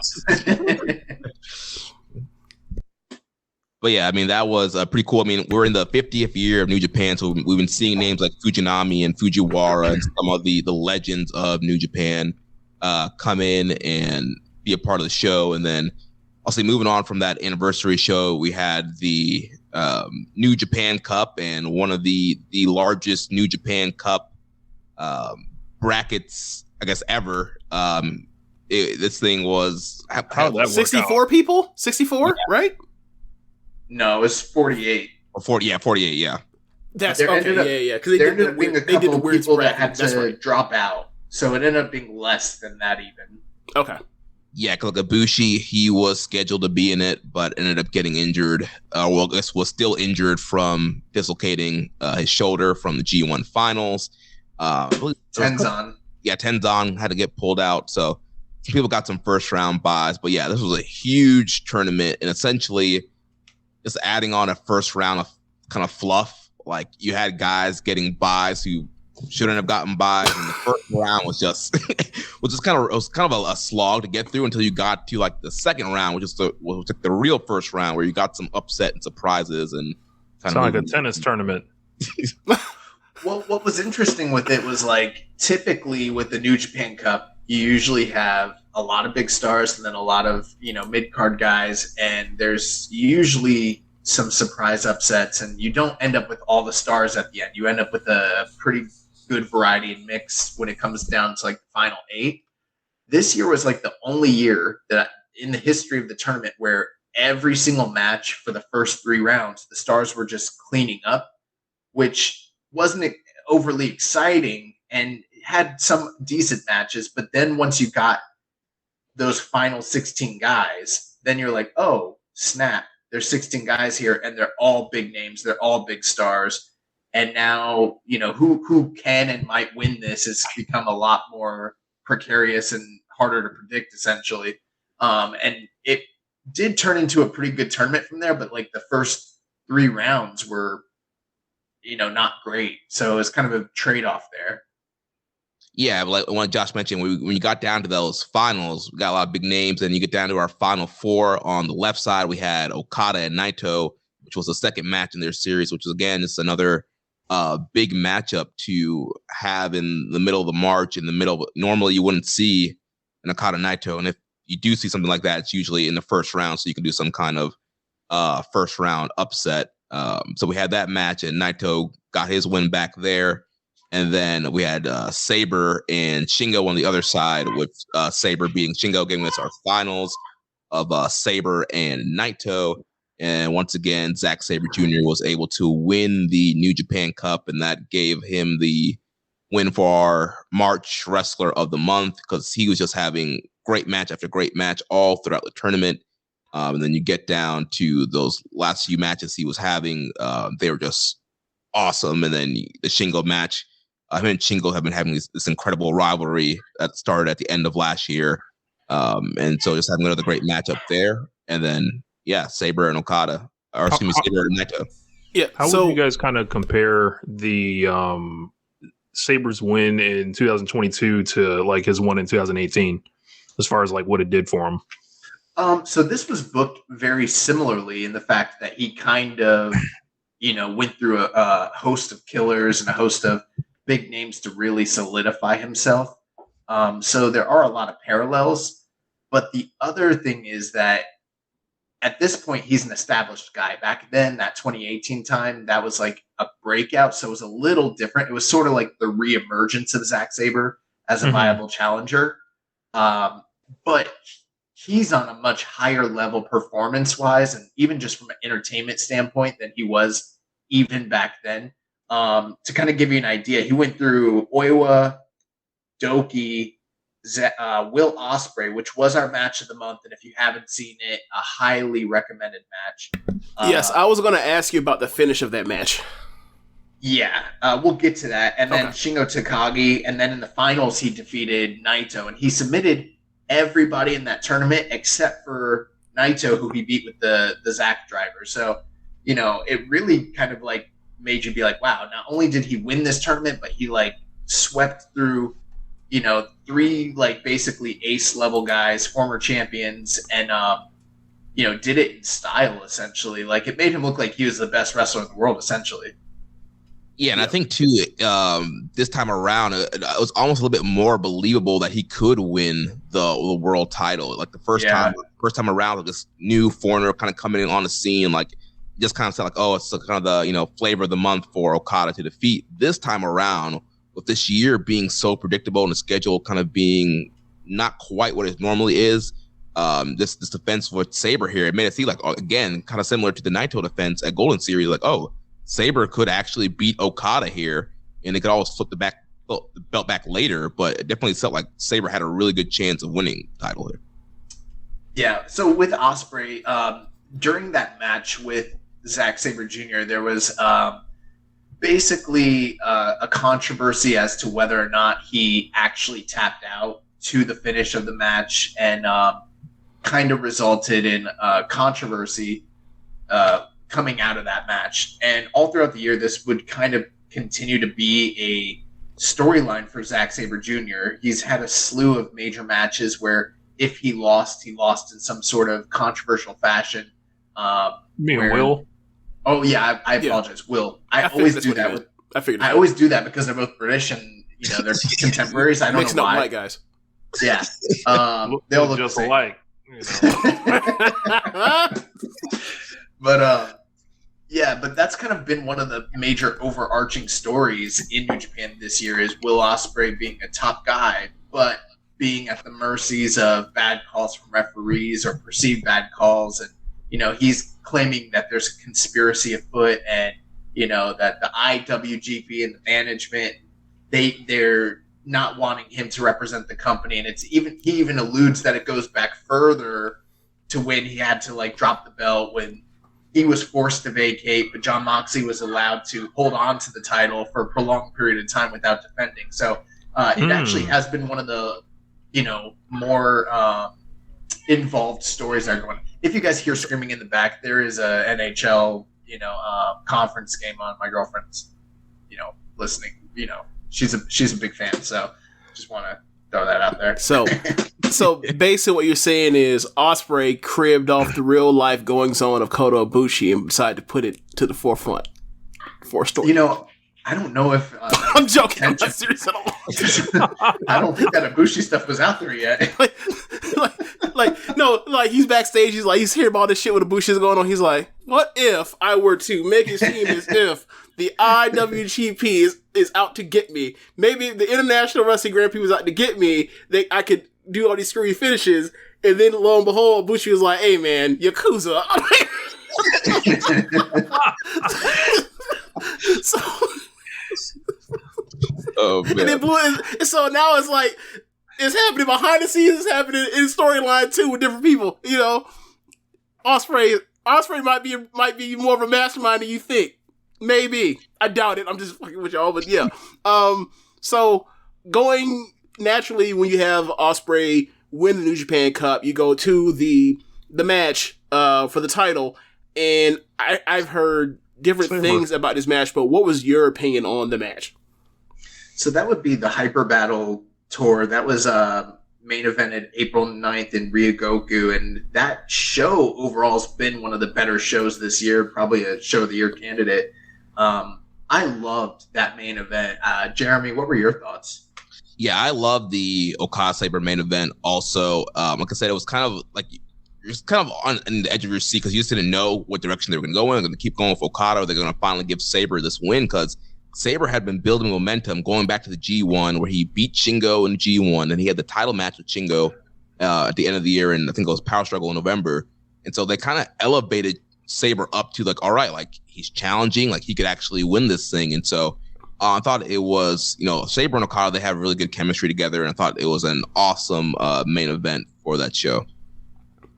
Yeah, agreed. I don't want to wax poetic for too long about that match, but I thought it was essentially a almost perfectly wrestled match. I don't know if I have it in me to give it that extra bump to like say 5-star status, but it really wasn't far off from that. I mean, even on Cage Match, they've got it still at 8.81, so it's one of the best matches of this year easily.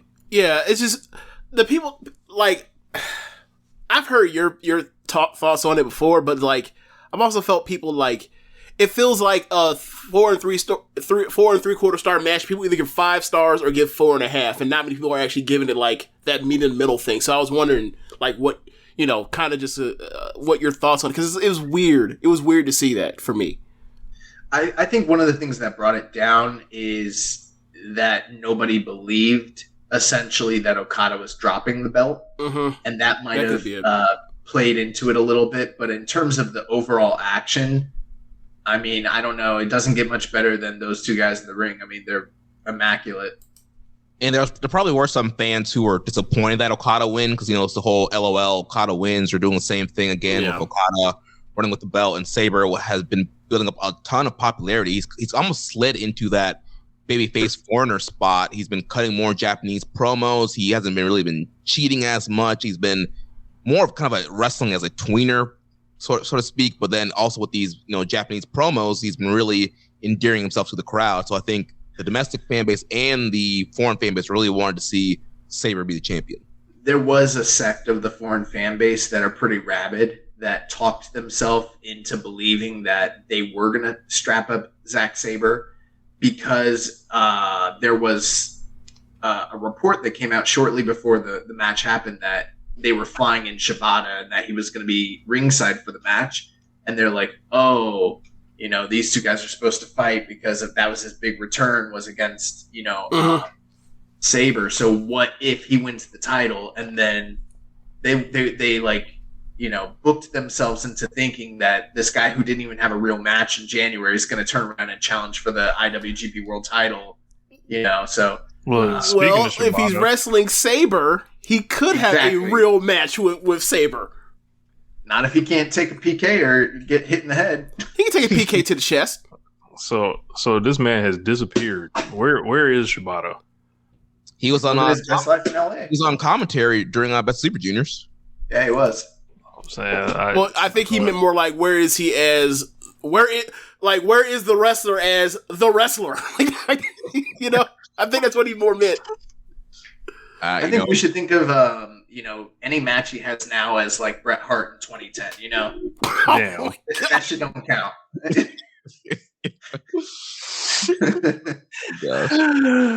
But also, is he gonna get DQ or kick too much ass?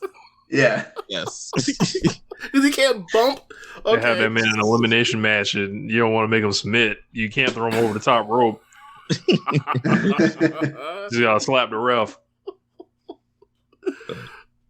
Also in April, a lot of stuff too has been happening here in America with New Japan of America and New Japan Strong. We've been seeing more of these pay-per-views. So they had a Windy City Riot in April, which was main evented by Jon Moxley defeating Will Ospreay. And I believe that was what we went with for the April match of the month.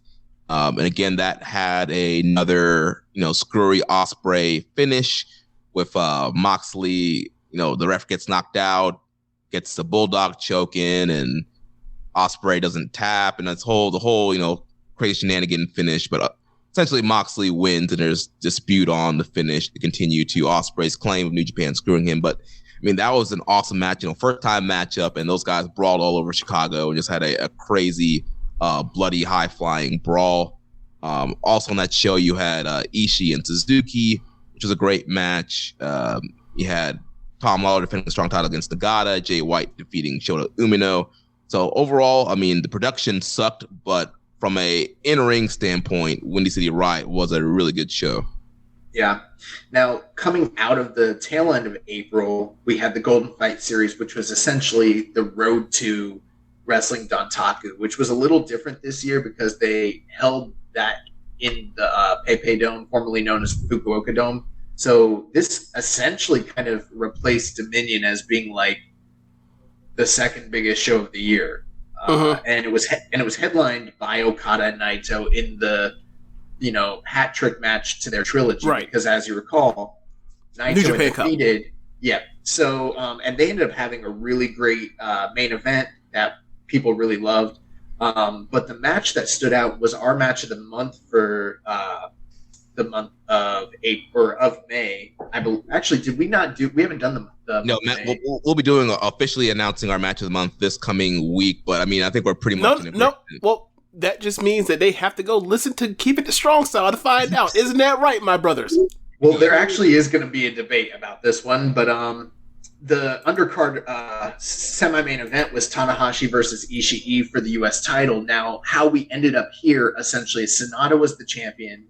He lost the New Japan Cup match to Will Ospreay in controversial fashion, but got his orbital bone broken. So they set up a match between Tanahashi and Ospreay for the U.S. title that was going to occur here, but then Will Ospreay was unable to compete. What happened with him where he wasn't able to compete? I can't remember. Yeah, he had COVID.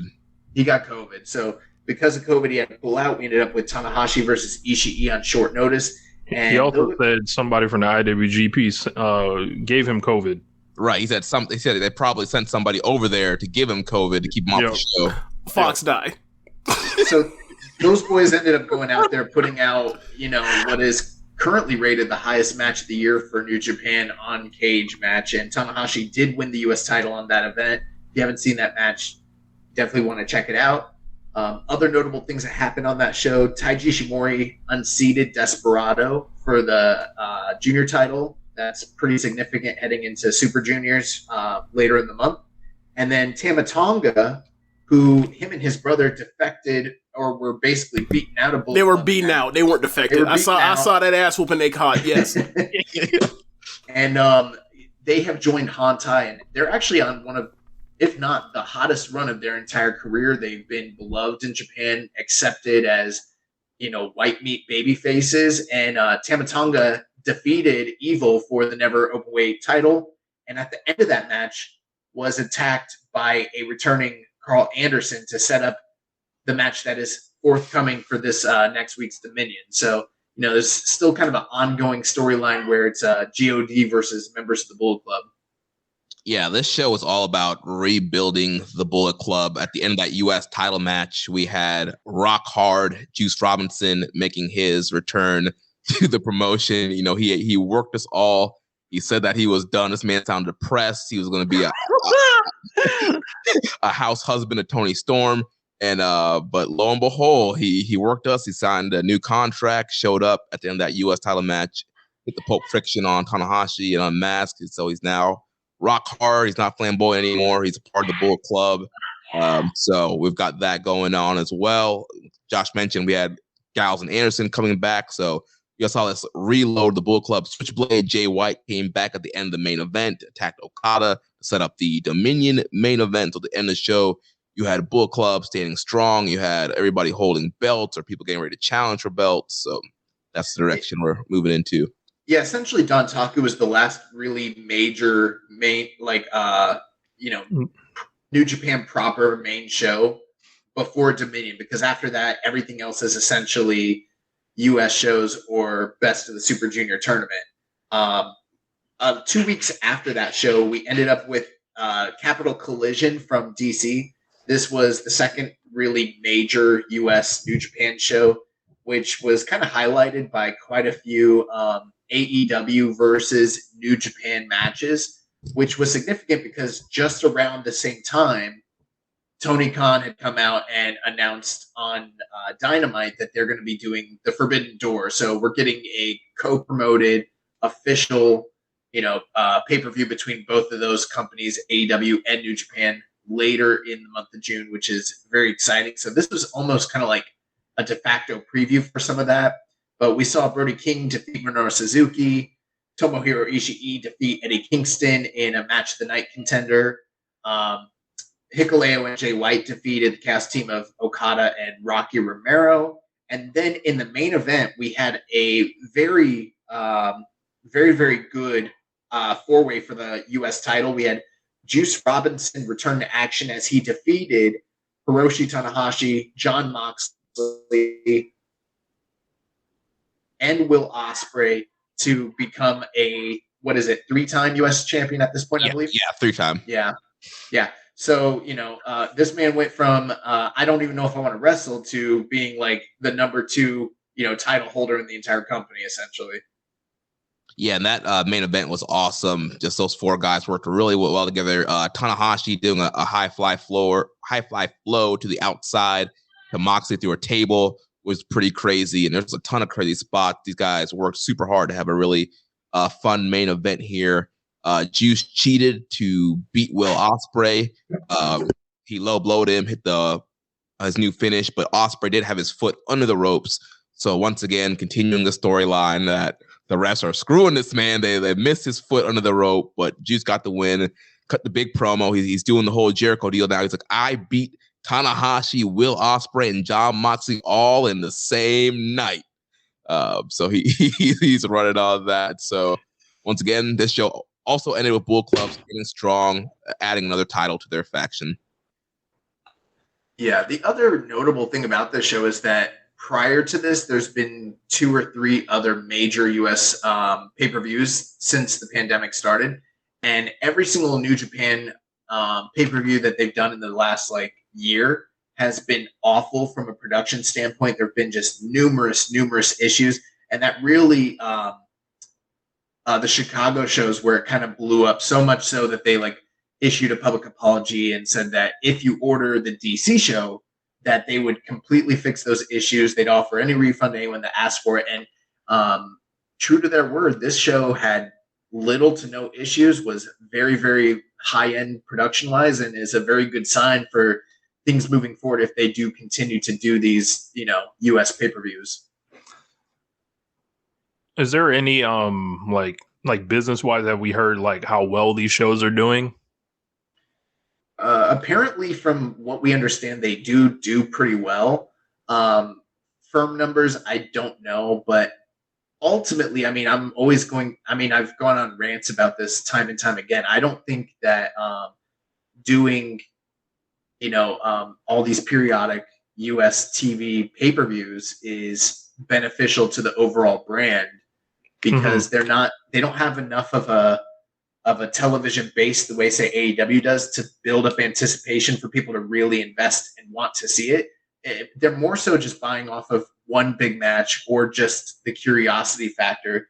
But when you compare the numbers to, say, an AEW pay-per-view, they're nowhere near that 100,000, 200,000, 300,000, buys or anything like that.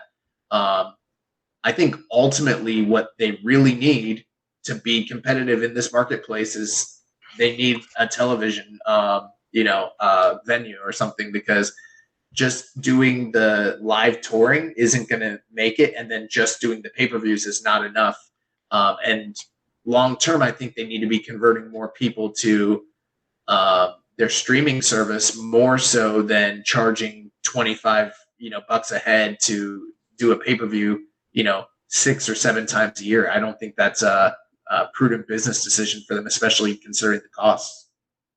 Yeah, I think they're spreading themselves too thin in the States. They have a deal with the Roku channel. They're back on Access TV, but it's not a great time slot. They're throwing stuff up on YouTube. They have a partnership with Fight TV now. All the U.S. pay-per-views are on Fight TV. They're also putting up some classic matches, I think, on Fight TV, and some New Japan Strong on Fight TV. So I feel like they're just trying to throw stuff at a wall and just throw it all out here. Here's all the content. Just watch it. But they need to really focus on one big effort instead of trying to do all this stuff at one time. So, once we get past, I guess, Forbidden Door, do you think obviously they're doing Strong for a reason here? Do you think they're trying to get a TV deal off of Strong, or off the backs of saying, we'll do live television here, or we'll do tapings here, we'll bring stars from Japan over here once things get more stabilized, run certain things on these tapings to build towards the Windy City Riots, the DC shows, I can't remember what the name of the show was in LA last year, stuff like that. Do you think that's what they're trying to do, or am I just imagining that? It's hard to say. The thing is with Strong, it was built out of it was never planned for. It was something that was built out of a necessity during the pandemic. Mm-hmm. And then as situations have changed and rules have expanded and borders have opened, they've kind of rolled with the punches and tried to expand the brand in ways that became viable. But I don't think they ever actually intended for this to be a separate brand. But now here it is. There have been some really positive things that have come out of it. It's a good show. not just that it's a good show, but also the way it's facilitated a lot of people that were out of work during the pandemic to get exposure and get experience and connection to the brand that otherwise wouldn't have had it. And we kind of saw that come to fruition during the Best of the Super Juniors tour, where there were multiple individuals who, if they had never been involved with Strong, probably never would have actually made it to Japan, but have been able to come over. There have been individuals that have been signed to full-length contracts that are still trying to get over to Japan as well, that came through Strong. So it's almost kind of become like a farm league for them of sorts as to whether they found money. Yeah. Now, I don't know if it's going to expand into this is going to, I think ultimately if they get on TV, they still need to present the real product in Japan, because that's where the money is. Right. But, this thing will always kind of exist, or I don't know if it always will exist, but it does exist as ancillary, product that those who want to, partake in it and watch it, it's there, and it's a really good show, and it serves its purpose. Yeah. Yeah, because even, they're back on Access TV, but they're on Thursdays at 10 o'clock after Impact. Right. And their ratings are not good at all. Yeah, ratings have not been great, but they are showing New Japan proper. They're not showing anything from Strong. They're showing that used to be the old, the highlights from the tour, big title matches. So, like Josh said, yeah, Strong was something that was born out of the pandemic. When we had Rocky Romero on last, he told us that, they weren't planning to do Strong. Pandemic happened. They kind of had to escalate that. That was something that was like, what if we did this down the line? And so they had to kind of like elevate escalate that idea pretty quickly. And Strong's been very beneficial to New Japan, like Josh mentioned. And I think it's going to, as long as it keeps going, it's going to be a great tool to get, essentially a tryout camp or a tryout show for, all right, there's foreigners we want to try out. Let's put them on Strong first, build them up there, and then we can send them over to Japan. So coming out of all of that, we go into the month of May, and that was pretty much highlighted by the Best of the Super Juniors tour. The last 2 years, the Super Juniors tour has had to be, it's had to take place during the months of November and December, and stapled to World Tag League. As World Tag League, yeah. And in addition to that, there's been no foreigners, and they've been single block tournaments. It's just been a completely different vibe than what you traditionally would think of as a Best of the Super Juniors. This year was returned to the original date. It also saw the inclusion of outsiders for the first time in 3 years. And it was pretty awesome because we saw not only individuals from New Japan of America and New Japan Strong, but also from Impact, CMLL, Ring of Honor, AEW, Blade. The inclusion of any domestic star from Japan as an outsider, that's been countless years since that's happened. So, I mean, even just kind of opening up that door to let other domestic stars from Japan into the tournament, that's been very exciting. And the field was like literally half New Japan stars and half outsiders, which, a lot of people had questions like, how is this going to work with the politics and all these other champions from the outside? And it was pretty interesting to see how it unfolded. So I didn't know I didn't know Shima's official affiliation with GLEAT, but he's officially considered GLEAT, not just a freelancer.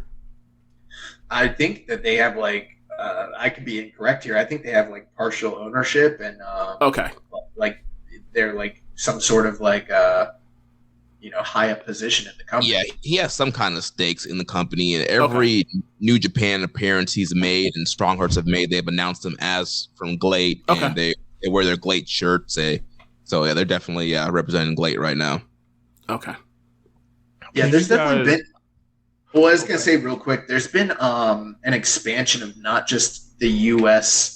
Partnerships, but recently we've seen individuals from the New Japan roster work in All Japan and also in Noah, and then also in GLEAT, and then also in Just Tap Out. So there seems to be a change of just business opinion in how they handle domestic relationships, because previously they've been, at least for almost 6 or 7 years, 8 years, completely exclusionary. We don't play with others, and now that's starting to change a little bit. I was gonna ask, can you guys talk about the what happened with the Noah show and New Japan show, and then kind of in comparison to what you guys are expecting for Forbidden Door? Yeah. Do you want to do that here, or do you want to say that for towards the end of the show, or end of the segment? We might as well. We here now. well, real quick. How about this? Let's go through Best Super Juniors, and then we'll get to Forbidden Door, and then we'll get to Forbidden Door and also Dominion. Okay.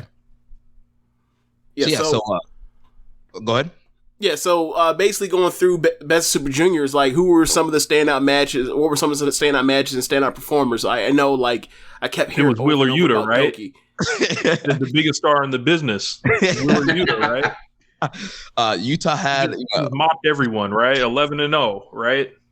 No, it was Yuta's booking was very surprising. As we were previewing this thing and the run that he's been on in AEW with the Blackpool Combat Club, I thought he was going to get that Moxley G1 run where he's going to go 6 straight and then lose his last 3 and end with 12 and be like, oh, no, well, he got 12, but, he lost in the last night. Well, that was not the case. It was a very parody booking in that B block that he was in. He ate a lot of losses, ending up 5-4 of 10 points. So it was just kind of surprising the way they booked him. He wasn't booked a super strong megastar like he's booked in AEW. He was booked. I will say this. He was booked as well as any Ring of Honor TV champion or Pure Rules champion has ever been in New Japan. Would you say, though, when you think of it that way? He was booked very fairly compared to a lot of the champions, like El Lindemann, the G-Rex champion, ended 5-4 also. So a lot of the champions did end with at least 10 points. So he was towards the top of the block and booked and if they had brought in, Jay Lethal from Ring of Honor, it'd probably be very similar booking. The surprising thing in this tournament was the standout champion, the guy that was pushed probably the hardest and kept alive the longest and maybe even broke out the most out of all the, outsiders was Ace Austin from Impact, which he kind of came in with a lot less fanfare, a lot less hype. And I think he proved a lot of the naysayers and doubters wrong and not only showed that he has the goods, he's every bit as good as any other junior probably in the world right now. He also knows how to get over because him and Alex Zane, I would say, out of everybody that had never been to Japan, they were the most over in the tournament. I heard particularly about Zane, and I saw some of his Twitter and the lines he was having it for merch. I thought it was pretty interesting. I mean, Ace Austin apparently was literally right there with him in terms of the lines and the merch and everything like that. Yeah, you look in the crowd and you saw people with Zayn and Ace Austin signs and shirts. People were buying his glasses that Ace Austin's wearing, those heart drip glasses. The fans, they were super into both of these guys. They were calling them the Zest friends because of Alex Zayn's love for Taco and Taco Bell, and all his moves are taco based. His finisher is a taco driver. Zest friends. So obviously people would like them to come back, but was it just so much of them going out to eat and being amongst the culture as opposed to just being holed up in their hotel rooms? Do you think that is, or what do you think it was about them in these particular runs? That was part of it. They definitely embraced the culture where you compare that to a guy like Flip Gordon a few years ago being I can't find chicken anywhere in the city. I don't know where to go. And people didn't like that shit. Mm-hmm. So that's doing something unlikable. Yeah, who could imagine? Yeah. Flip Gordon being kind of being weird to another culture. I'm shocked. I'm shocked.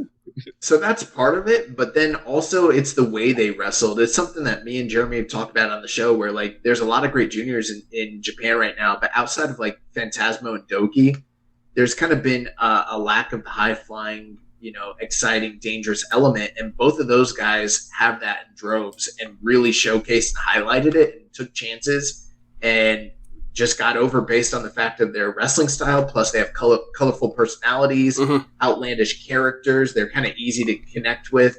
So I think that was another major factor for why they got over. Another RLPW success story.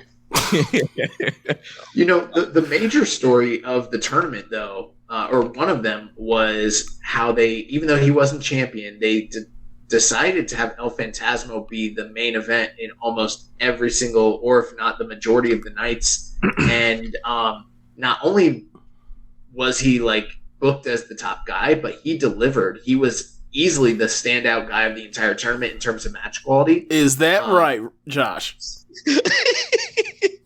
What? Is that right? I don't understand what your smirk is about. Oh, nothing. Nothing at all. Because you were a hater of ELT. Oh, no. Did I said Phantasmo? Yeah. Yes. I apologize. I meant El Desperado. El Desperado was booked as the main event every single night throughout the tournament, and was also he was the top performer throughout the entire tournament. Carried his block, gave almost every person he wrestled their best match at the tournament, and was really like the standout guy throughout the entire time.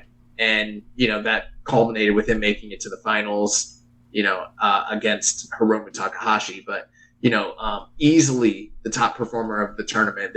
Bar none. There was nobody that was really close to him. Not even Doki, because I've heard there were some matches he was having, especially early at the beginning of the tournament. They I was looking at Jeremy's tweets every so often. I was like, top performer it seems. So Desperado caught up and surpassed. That's interesting. Yeah, the thing with Doki is he was in a lot of like the openings or at the middle of the cards. So he was getting like 10 minutes. But he's a guy who maximized those 10 minutes. Like he was going boom, boom, boom. I'm going to jump off, senton off the top. Suicide dive, suicide, spinning DDT. Like he maximized every minute he got. And so that's why he was having really good matches. Had he been in more main events or more semi-main events, he would have had a better of a tournament and be more of a standout guy. But he was a really good, solid guy. We did, you mentioned Phantasmo. He did get a lot of semi-main events and was a featured guy. And he was very good too. Yeah, he was very good. Also, he's super over. He's making this claim. He wants to be in the G1. He wants to be a heavyweight now. But he had a really good tournament. Him and Robbie Eagles had the best match of the tournament. Easily. Finally, we were looking for something to hit that match of the year level. And that was it. Eagles and Phantasmo. It's on Cage Match. I think it's right up there with Ishii and Tanahashi that we talked about earlier. And those will probably be the two main matches that we have to debate over what's going to be the May match of the month. And I'm very torn on that. I'm not at this point. I don't have a clear indication of which is the better match. I might need to even just rewatch them. That's how. And I mean that would be really great because they were both outstanding. The one thing that was interesting with this tournament in the past. We've had Super Juniors where it's like, 4.5 star, 4 1/4, 4 3/4, 5 star, 5 star. Like, this tournament had really, it was an easy watch. It was really fun, quick format. I mean, there was a lot of great things, but what it didn't have a plethora of over 4-star matches. It had a lot of 4 and like 4 1/4-ish, but there was literally one great match. It was ELP versus Eagles in the main event in Cork and Hall that blew everything in the tournament away. And then everything else was kind of like really good, but like not quite great, essentially. Okay. And before we depart, can we talk about Yo? Or is that enough? I mean, we can talk about 3 guys that I have no use for in this tournament whatsoever and I'm done with. Okay. Yo, Sho, and Taguchi. Yeah, we got in detail on our show. Yo has just been awful. It's abysmal. This guy comes out here like no fire, no expression, the most boring wrestler ever. And he said it in promos. He's like, I know I'm not interesting. I don't care. What? I'm like, yes. Oh man, I'm still thinking back like when Desperado tore him and Show a new asshole about how like y'all have been together forever. You're boring. Why are y'all still together? And then they broke up, and then they have like for 2 former long-term tag team partners, they have like no heat, no chemistry. They stunk up the dome. Oh man. Well, they had another terrible match in this tournament. I heard Jeremy gave it like 1.5 stars. Yeah. Literally every time Sho and Yo get in the ring, they stink it up. Sho, just a waste of talent with the whole House of Torture gimmick. In this tournament, he pretty much turned into what some people are calling Dark Yano. He was pretty much a comedy wrestler. Yeah. Throughout this tournament. Dark Yano. Yeah, the only positive thing about that entire thing with them is when we saw them on the final night against one another, we assumed that it would be some sort of deciding factor match, some sort of really. It wasn't. Neither of them were in play going into the final night, so we were kind of glad for that. Now, the last thing with the Super Junior tournament that we got to talk about, the finals came down to Hiromu Takahashi versus Desperado. And this is the second time that they faced off in the finals. That's the first time in the history of Super Juniors. We've never had two guys face off in the finals against one another in multiple years. And that previous match from 2 years ago, when they were in the finals, was beloved. People called it, a match of the year contender. I mean, it was really, really highly received. Yeah, the last 10 minutes of that match is one of the last 10 minutes of that match is one of the best stretches of wrestling I've ever seen. Yeah, it in terms of star making, we hear the term star making. I do believe that match is what made Desperado the star that he's at, the level he's at today. Mm-hmm. So with those kinds of expectations, plus all the other historical matches they've had against one another, there was kind of a lot to be excited for there. Even though it was like we've seen it before, but here we are, And I don't know, man. We haven't given our review on it just yet, but I will say I was not happy with the match. And people apparently love the match because it's like the second highest rated match of the tournament, but I wouldn't concur with that whatsoever. And then they had Hiromu beat Desperado, which was literally, to me, a shock because this is the third year in a row that this guy's won the tournament. Yep. Fourth year out of 5. Yep. And the 1 year he didn't win it, his neck was broken, so he couldn't participate in it. And also, it seems like he's about to go never. Yeah, I mean, they have been teasing him potentially going heavyweight. He's been in New Japan Cups. He's been having never title shots. He faced Evil earlier on in the year. So he has been kind of teetering that line. His whole thing, he wants a junior title to have a main event at the Tokyo Dome at some point. So good luck with that. But I agree with Josh. The finals of the tournament was a little bit lackluster for me. It was a match, a big rematch that was built up. We're in Budokan Hall. I mean, overall, that final show was just kind of mid. There wasn't a ton of angles that happened on that show. There wasn't a ton of singles matches or anything. I think back a couple years ago, we had John Moxley and Juice Robinson on the undercard of that show. I think you also had like Jay White and Tanahashi, which led to Ospreay and Shingo. And so on this show, there's a bunch of, just multi-man matches setting up Dominion, but not a lot of interesting stuff. And you get to the finals and we did have Ace Austin defect from Hontai and join the Bullet Club. Yeah. Okay. Which, to me is very questionable because it's like, okay, he's going to come back to Japan, it seems, but he's clearly an Impact guy. Mm-hmm. And so they got like 2 Impact Juniors now? Yeah. They've got 2 Impact Him Juniors. And Bay, yeah. Which means I think they're trying to expand that brand into Impact, but like there's so many guys in Bullet Club now, it's becoming a little bloated for my taste. And historically speaking, I don't have faith in them booking a large Bullet Club competently. Like they haven't shown that they can do that. And so for people that love Bullet Club, they're probably very excited for this. But for me, it's like this is the 9th year of Bullet Club, and I don't know about that one. Yeah, especially with Ace Austin doing a great job. I know he's a heel in Impact, but he got over so big as a babyface in Japan. And with Alex saying, like, I thought that they should have kept those guys on the team and brought them in for Junior Tag League and then do some more junior stuff with them. But turn him heel. And maybe they think they can recreate the Bucks. Well, Zayn's not turning late because he jumped Zayn backstage. The whole Bullet Club beat down Zayn. So I'll say we'll probably get another future Zayn and Ace Austin match. Chris Bay and Ace Austin being the but yeah, the final match with Hiromu and Desperado, it was a long match. It was, I think it was over 30 minutes, and I don't know, it was too much limb work for me. It was almost like I don't know, 15 to 20 minutes of like Desperado working on Hiromu's leg. Hiromu trying to have to come back, getting some hope spots, working on Desperado's neck, and then the last stretch of the match is going to do all the crazy near falls and kickouts and kicking out the finishers. And the last stretch was awesome ending, but everything before that, it felt like a slog. You know what? Should have tried to LPW. Yes, they should have.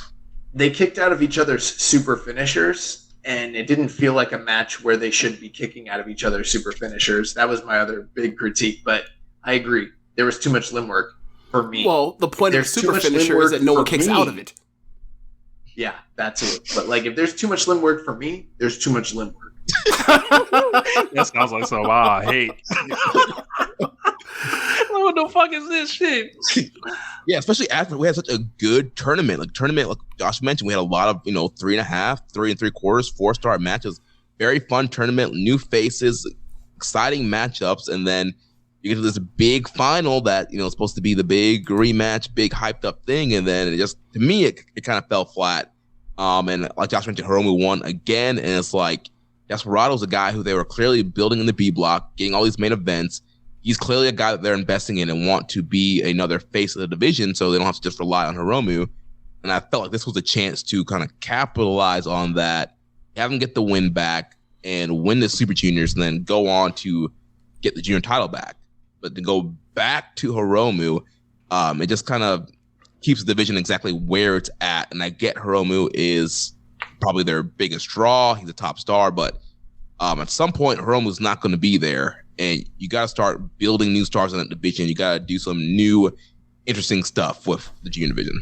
Yeah, I don't think it was beneficial to Kota Ibushi to have him go into the G1 finals that many times and win it that many times. And I don't think it's beneficial to Hiromu or the brand here either. I heard Dave on Observer Radio this week talk about how he heard so much complaint about this outcome and people didn't get it. But my retort to that is, if you're hearing this much complaint about it, then it's probably not the right decision to make, because people wouldn't be this mad and this outraged about it if it was the right direction to go. You know what I mean? So yeah, I mean, I think personally, because I was, like you mentioned with the never challenges, even when he had the IWGP challenge against Evil, it seems like he's been gearing to go towards a never type situation. And if this was his last best Super Juniors, I'm fine with that. But if he's in it next year, he'd be like, nah, man, y'all shouldn't have done this. So we'll see where it goes. I feel like this is the last hurrah for him. He'll have his farewell at the Dome and put over whoever. Desperado, presumably. Again. Yeah. So. Well, I mean, from a certain standpoint, it gives him an earmark from his historical standpoint that no one else will ever surpass. He did it 3 times. He did it, 4 times, which nobody's ever done. So. Maybe. Liger may retire, so who knows? But, ultimately for such a hyped match, not only did the outcome disappoint, but the match itself disappointed, which these guys rarely ever do that. So that was, not the best. Okay, so I guess looking forward to Dominion, just going down the card. Okada, Jay White, you mentioned the beatdown. Has there been anything else to it? I'm assuming they've had like 7 tags on Road 2 by now, right? No? There've been almost no Road 2s. Oh, yeah, wow. So they had the tag match at Capital Collision in DC, and then there was a tag match. Was there another tag match? Yeah, there was a tag match on the Super Junior Finals show. Okay. Yeah. So there've been very limited interactions between them. All the same, I still think that this is one of the most hyped matches for this iteration of Okada's title reign. Just because Jay White's been gone from Japan for so long, hasn't had a true major match in a while. And this is the first time these two guys have had a world title match going back to Madison Square Garden. So, their careers have kind of changed quite a bit. Their characters have gone through different story arcs. We've got an entirely different title at this point. And, I do anticipate that Okada's going to retain. However, if rank the threat meter. What's the threat meter look like on this? I think that he poses the most likely of all the challengers so far at being capable of winning the title going in, prior to the G1 and prior to Forbidden Door, because, Jay White is a star in the States, and he is a guy that could, create new narratives by winning that belt, carrying it into the G1. So I would say I would go like 65-45. Okay. Do you think that is the biggest threat between Okada and getting to another Dome main event for the title, to defend the title? Do you think he'll face a bigger threat than White for the rest of the year? No. Yeah, I can't think of anybody that would pose a bigger threat. And with Jay White being, one of the faces of the Forbidden Door promotion, he's all over that commercial. He made the announcement with Adam Cole. It would make a ton of sense if they wanted to do, Jay White versus Jon Moxley or Forbidden Door. Or whoever. Yeah. Yeah, and then at that point you have Okada as kind of not the champion, and that kind of frees up the possibility of him wrestling other people in less political influenced matches if the title's not on him. Plus, that could create a scenario where he's a viable G1 winner again if they needed to do that as well. Yeah, like we put Ibushi in 4 straight, so now we're about to pack this shit in with Okada in the G1. They easily could do that. Yeah, they could. That's a pretty.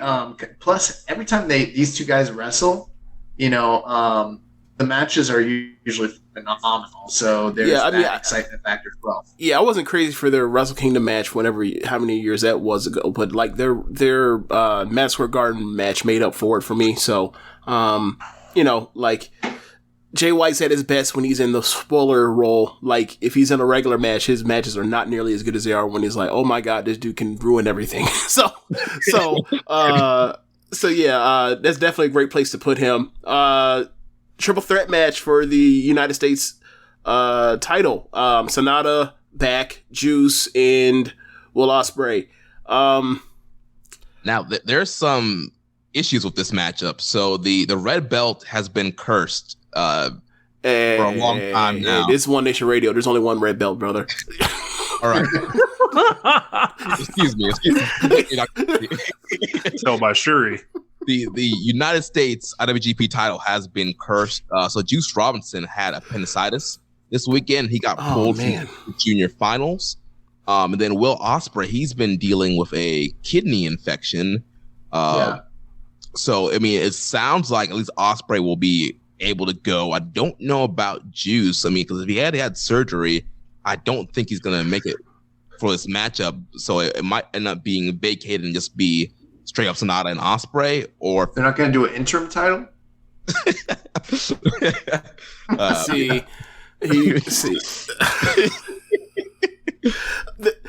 It's interesting that I don't mind the interim thing. We'll get to it, but we'll see. Like you mentioned, I guess to be determined. So we'll figure that out. I'm assuming as we get more time, we probably have to know by the time we get to either our recording or your recording this week. Yeah. So never openweight championship match, Tama Tonga versus Carl Anderson. Should be a good match. Can you tell us a little bit about the build? Is it just playing off of the betrayal from getting thrown out of Bullet Club to now?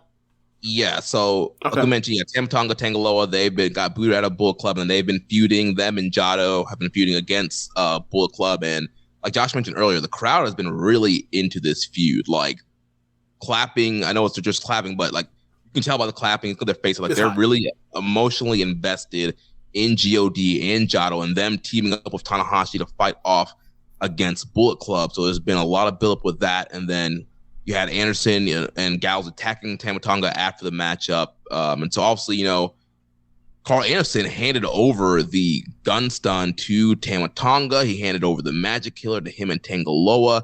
There's a lot of connection between the Good Brothers and Girls of Destiny. And once Carl Anderson left the WWE, Tama Tonga kind of became that quote-unquote kind of general role in Bullet Club, and was supposed to be a kind of a second in command to whoever the leader was. And so there's so much history between those guys and how they came up and being in Bullet Club, and for Anderson to betray him. Josh and I were in LA last August for Resurgence, where we had the first kind of interaction in New Japan of God and Good Brothers. And there was a lot of heat when those guys came face to face. So from a domestic and US standpoint, there's a lot of interest in seeing these individuals mix it up. Well, let's just say it. Carl Anderson in New Japan is like that's where he belongs. Like that's where he's the best. And he's always solid wherever he is, but he's off this stuff with Gallows, who's whatever. But like, yes, as you mentioned, that man is a better wrestler in Japan. Yeah, and there's more to it than just all of that. I mean, this is an angle that these guys have been working on since the early days of the pandemic on social media, where they really started digging into one another and kind of setting the framework for this. And all the history that Jeremy mentioned, plus all the groundwork they laid in Impact, where these teams were feuding with one another and facing off in multi-man matches, cutting promos. So there's been a lot there. And then obviously with this new lease on life that Tama Tonga's gotten as a babyface, and coming out of last year's G1, where like he sort of became like a made man. He defeated Okada in singles action and all that. And now he's carrying his first ever singles title. And then here comes Carl Anderson, his senpai, the guy that he used to be a young boy for, used to carry his bags, and he's showing back up. And like, Carl Anderson in New Japan is not Carl Anderson anywhere else. This is a guy who really cares. And so this could be bad based on the like historical reputation of these guys, but if they're motivated and they really go out there and they like try, this might like over exceed people's expectations. Yeah. It's something I'm gonna look forward to. The continuing feud it has been successful, like as a mid-card feud. Shingo Takagi versus Taichi, no time limit, King of Pro Wrestling. This is the best King of Pro Wrestling feud ever, right? Yeah, easily. And the matches, like not just the one match they had for the title, but also the tag matches in the build to it have been really, really good. This is something I'm actually very much looking forward to. I don't know what the stipulation is just yet, but Yeah. I mean, so far it just says no time limit, but who knows what else they're going to attack onto it. Right, yeah, they'll throw out some voting this week. Normally they have each guy pick a stipulation and they throw out there for voting. And so, I mean, they've still been playing off the multiple falls thing. These guys have been trying to prove who could hold each other down the most. So I don't know if we're going to get. So the last match was to 30, right? For one of them. Oh, no. It was, all the way. Yeah. Yeah, and then the other one was to a 2 count, right? Like the other option was to go to a 2 count, right? No, it was like a 2 out of 3 falls kind of. Okay, thing. It was something that didn't end up happening, so I don't recall anymore. Right. I was wondering if they did that one, and like the second one is like we're gonna do the other one now. We'll see. Well, they have both pinned each other in segments for 5 or 6 counts to try and outdo one another recently. So I'm guessing that will have something to play into it. Like they might just do a straight up like a King Kong Bundy match. A 6 count match. You have to like pin the guy for 6 seconds type of thing. Okay. And then, the AEW Interim Championship Eliminator match, the other half of the Final Four, Hiroki Goto versus Hiroshi Tanahashi. I guess my question for you two is, what if Hiroki Goto shoots? I think Ace got enough in him to handle himself if that happens. Well, that's the thing about a shoot. Like, if you don't know when it's coming, like, who you gonna be prepared for it and ready? Get caught and then you get pinned, and then that's it. And you gotta fire Goto. I'm into this. I was clowning, saying basically Goto gets his chance to fail for the AEW championship now, thus adding to the prestige of the AEW championship. It's a great title if Ishii and Goto can't win it. God damn it. Like, do you smell that? Do you see these two losers? That's prestige. Yes. I'm wondering if this match will count towards their AEW records. I don't know. It will be really interesting to see if that's the case, but I'm looking forward to this. I don't think it should, because it's not being, it's not being promoted by them. It's in conjunction with them. It's still under the banner of New Japan. Mm-hmm. We'll see. We'll see what they do as far as that. Like, I mean, it doesn't matter one way or the other. Though. We'll see how they do that as far as the I do expect this rankings. personally. I expect this to be the semi-main event, honestly. Yeah, I'm looking at Cage Match, and it's listed as a semi-main event right now. It could be, especially if the triple threat USA belt match ends up falling through. I can see them just putting it right there. There are worse things than semi-main event with Hiroshi Tanahashi. Right. I mean, Tanahashi and Goto, they've done this song and dance so many times. I'm sure the match will be good. Nobody's under any illusions that Tanahashi's not. Oh, we know what this is. Come on now. But the only thing that makes me nervous about it is Tanahashi has been inconsistent this year. Like I mentioned, like he had that really great match with Ishii, but there have been other times where he's gone out there and he looks really hurt, really banged up, and like not moving right. And I'm like, dang, if he goes out there and kills it with Goto, and then 2 weeks later, is he going to really be ready to like, yuck it up with Mox? Like they should, if they're smart here, he should just beat Goto pretty easily in like a sub 15-minute match, and he shouldn't try that hard. I think 2 weeks is more than enough time, and also you also keep in mind like the kind of match he would have with what you imagine a match with Moxley will look like, and a match with Goto will look like. These are going to be more of the more physical, less of a toll on his knees type of matches, less flying, less running. By flying, I mean like doing a high fly flow to the floor. Maybe he might pull out that kind of stop against he's doing it. Moxley. Against Moxley, he'll pull that out, but I don't know if he needs. I don't even necessarily needs to do that against Goto. So I think he'll have something in the tank. He's probably going to do it there too. Yeah, you're right. You're right, because he does like pulling it out every. Yeah, okay. And here's the thing: is like just from a recent historic standpoint, 2 weeks has not been enough for him to recover and have a great match. Wow. Like for instance, when he fought Ishii, he looked amazing. When he went to Chicago and had the 4-way, he looked super rough. But that's also having. Yes, that's true. That's true. And we saw something very similar to this between the two Kenta matches in January and December. Then the December match, he didn't look good. In the January match, he looked great. Like he's just lately, like it's been harder for him to like recover for whatever reason. So I am a little nervous about that. I think it'll be a good enough match, and we all know Tanahashi is going to win to go on to face Jon Moxley, which is a match that has been being built up for a while now. They are initially teased 2020, right? Yeah, I mean, because Jon Moxley has been calling out Tanahashi. They seemed like they were building for resurgence, but then Archer got the belt from Moxley, and they did Archer and Tanahashi. And so, and we had Moxley coming on Dynamite cutting the promos about Tanahashi ducking him. So this whole thing has been going for a while now, and at the end of When You See It Right, he had called him out for the DC show, but then we ended up getting the 4-way in DC instead of a one-on-one match. So finally, we're going to get the big one-on-one match here.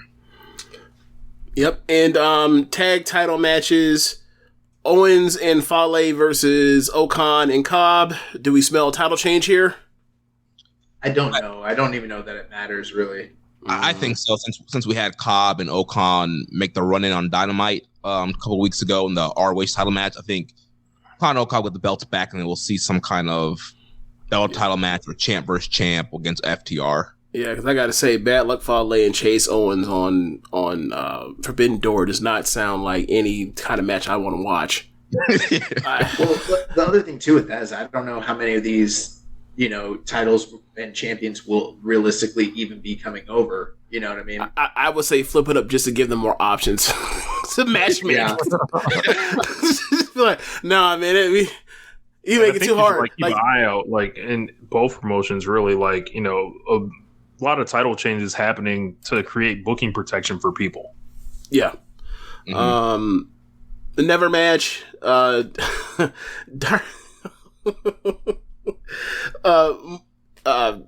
Never match. Obviously, you have what's it called? House of Torture versus Suzuki Gun, Zack Sabre, Desperado, and Kanemaru. Should be a decent match. Well, then again, I forgot what I was saying. It's House of Torture. It'll be bad. Moving on. I will say this. Yeah. When House of Torture, when all of them are involved in are legal participants in the match, it is better than when it's one of them, and the rest of them are out there interfering. So Dick Togo will not be here for that. No, he'll be there, but like when they're just kept to a very short amount of time and kind of put in a chaotic environment where less time, they can't cheat as hard. Gotcha. Yeah, but also the cheating doesn't really matter as much because it's the never 6-man titles. It's at the bottom of the card. It really has no major stakes, and then also they're fighting other heels. Like they're probably going to be using Suntory Whiskey on the other side. Like it's just going to be like a whatever fun match. It's not fun would not be the word for me, but okay. Well, you know what? I will say this: their matches in the never 6-man tag division have been fun. Like they've been not bad at all.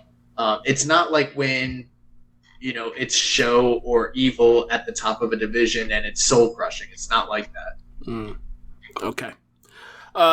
Next match after this, Yano versus Doc Gallows. Let's move on. Ooh, yeah, let's keep going. Yo, that is horrendous. Trios match. Ishimori, Ace Austin, and El Phantasmo versus Takahashi, Hiromu, Naito, and Bushi. Is this a potential number one contendership for the Never Trios match? What do you think this is? No, it's a preview match for the junior belt. Okay. Yeah, so on New Japan Road the next week, there's going to be Ishimori defending against Hiromu. But also another story here is ELP has been campaigning for the G1 on the Super Junior Finals. He did pin Aaron Henare in a multi-man match. So be on the lookout. If he pins Naito, that's ELP. His way in. Yeah.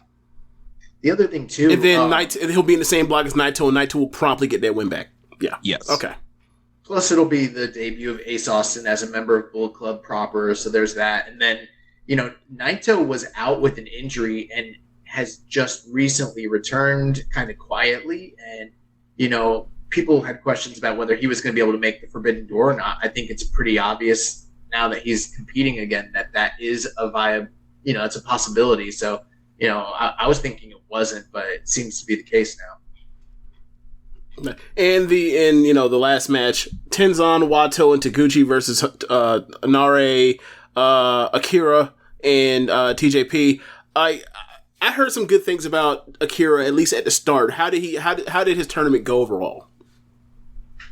I love Francisco Akira. This guy, he's an RLPWer, Spitfire, dude. This guy is flying all over the place. He's doing Acai moonsaults every night. He's got the crowd into chanting his name. He has the Akira, and the crowd claps along that. So he got super over. He had a lot of really fun matchups. I love this matchup with Hiromu.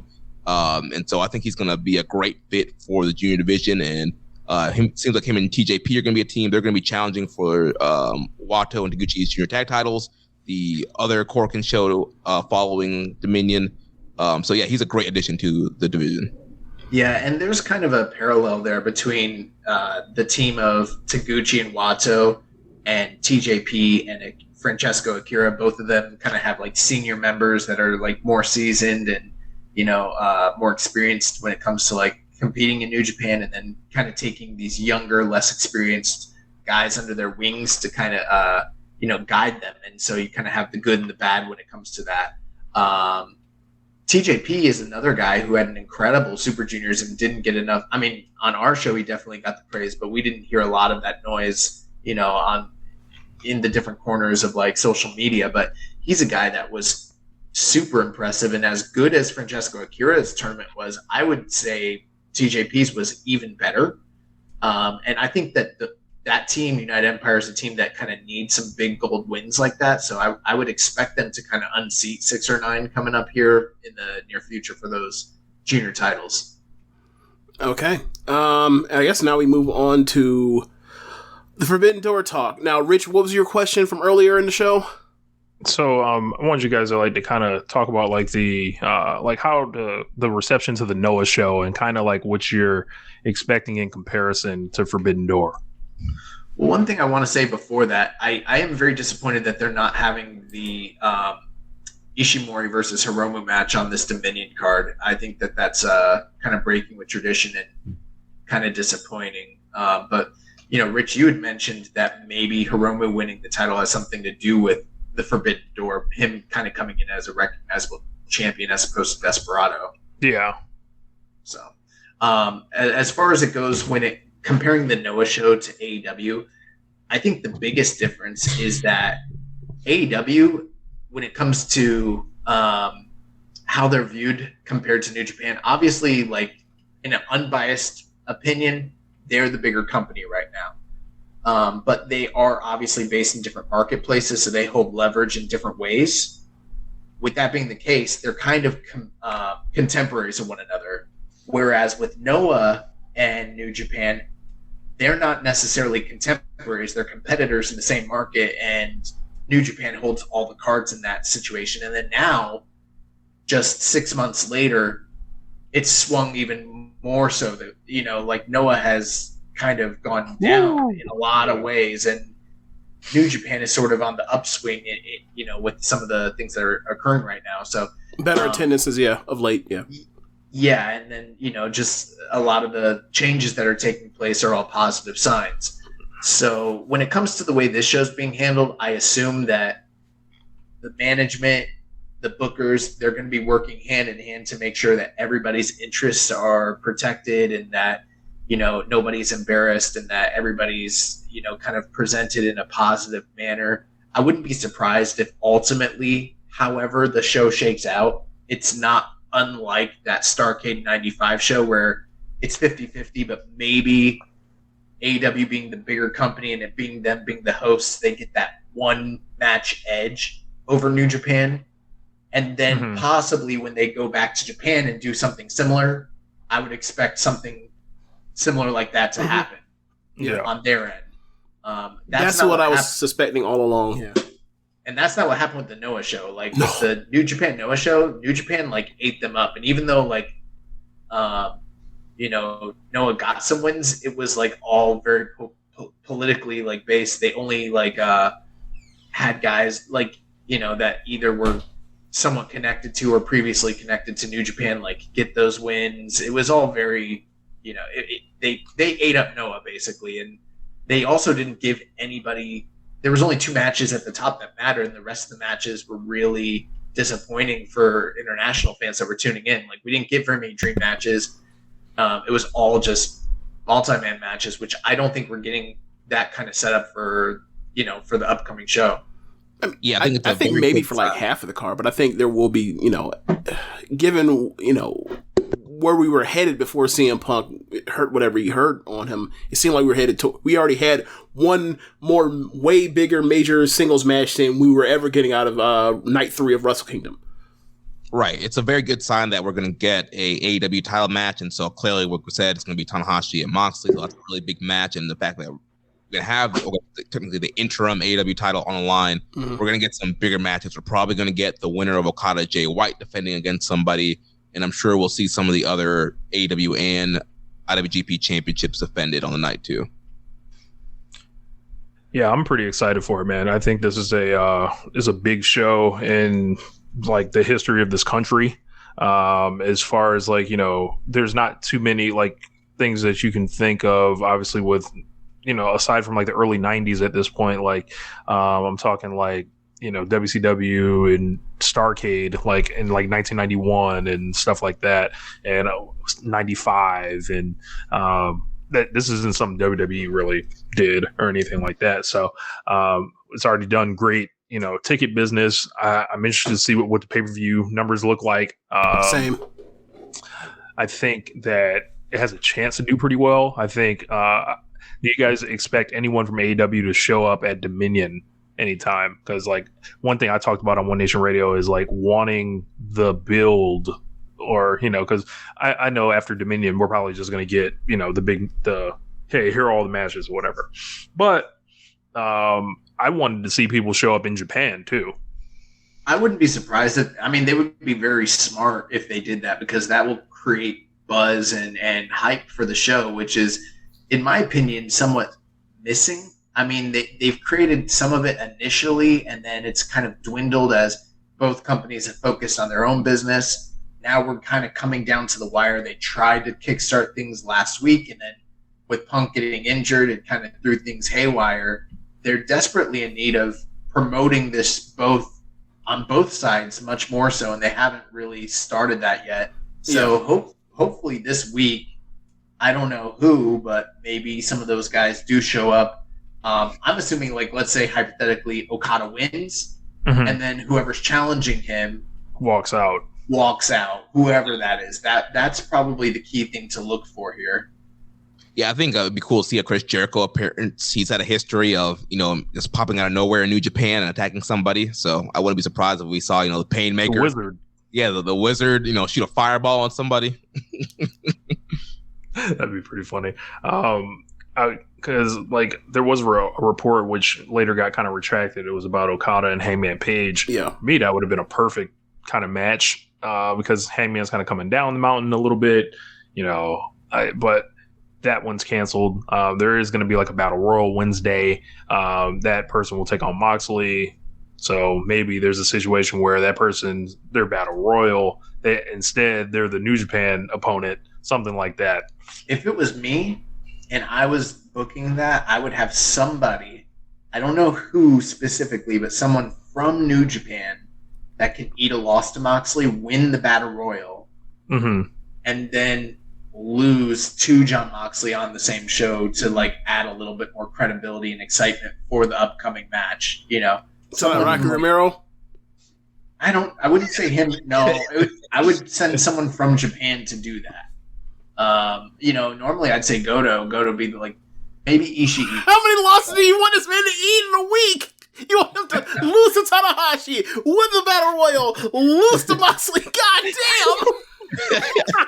damn! You want to martyr this man for this interim fucking belt?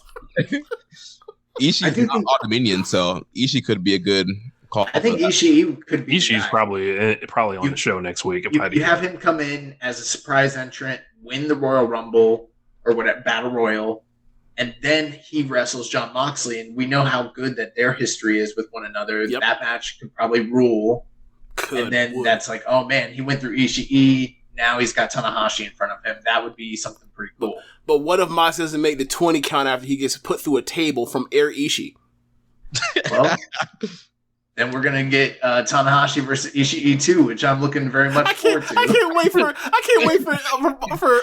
Ishii to win the Battle Royal so that I can see the text from Rich and voice messages as his man roots against Jon Moxley throughout the rest of the night. I can already see it. Yes, I will be full Homer mode for Ishii. Oh man. Well, if there's anything else y'all want to mention, I think this is really good. We say we're going to do this in an hour. We pretty much did it in an hour and 30 minutes, considering we went through basically recapping a half a year of pro wrestling for promotion and then covering 2 next upcoming events. I think we did pretty damn good. Yeah, this is way better than me trying to talk with Imp about one episode of Dynamite. Way better. No, I don't have anything else to add. Jeremy, he handles all of our promo and plugs and everything. So thank you guys for having us on the show and, the return of 2 Nation Radio. You know what I'm saying? Yes, inside this thing, 2 Nation Radio. Oh my gosh. You had to be there. But yeah, I think this pretty much wraps it up. We'll be, by the time, I don't know when this is coming out, but, we'll be doing our full review of the Super Junior Finals and preview for Dominion coming up. We're going to be hopefully scheduling something with Floyd and Austin for Forbidden Door coverage. So do some AEW Keepin It Strong Style connection there. And also, all sights are towards the G1.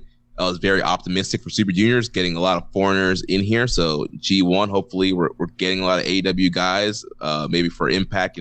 Josh Alexander could come over and really mix some things up here. All right. So guys, Twitter handles, that sort of thing before you get out here. Yep. So you guys can follow the show at KI Strong Style. You can follow me at Jeremy L. Donovan. Also follow at Social Suplex, the network hosting all these shows. And so listen to our show. We record every Tuesday night, drop late Tuesday night, early Wednesday. So check that out and subscribe. All right, thank you guys. That was great. And I'll drop my plugs here, and I'm just going to get off air right now. Thanks for listening, y'all. Be sure to rate on whatever app you're using to listen to this. Thanks for listening. If you're listening from the stream, go to the PayPal, go to the Cash App, hit us up with donations there. If you're listening on the podcast, go to our Red Circle, drop us off a donation there. And be sure to listen to other shows on the network. Besides One Nation Radio, you have Keepin It Strong Style, the Ricky and Clive Wrestling Show, Gorman Watch This Shit, Grave Consequences, 8-Bit Suplex, All Things Elite, Great Match Generator, Get in the Ring, Meet the Slam Press, Meet the Press Slam, and also AEW Match Guide. Thanks for listening, y'all. Later.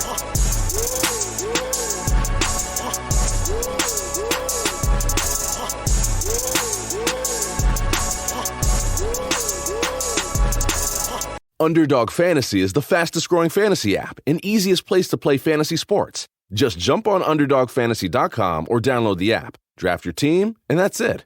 And if drafts aren't your thing, they also have a pick'em game where you can win 20 times your money in a single night. Use promo code RADIO, and Underdog will double your first deposit when you sign up with up to $100 in bonus cash. Deposit $100, get $100 free. That's promo code RADIO. Terms and conditions apply. Target has Laundry Day covered because they offer a great selection of concentrated Tide Pods to help with all your laundry needs. Tide Pods clean, freshen, and help rejuvenate your clothes with odor fighters and stain removers. Did you know Tide Pods clean better than the leading liquid bargain detergent? Tide Pods are powerful enough to make your whites white and your brights bright, even in cold water. Just toss in 1 Tide Pod for small loads, 2 for medium, 3 for large. It's that easy. For great value and convenient pickup options, get Tide Pods today at Target.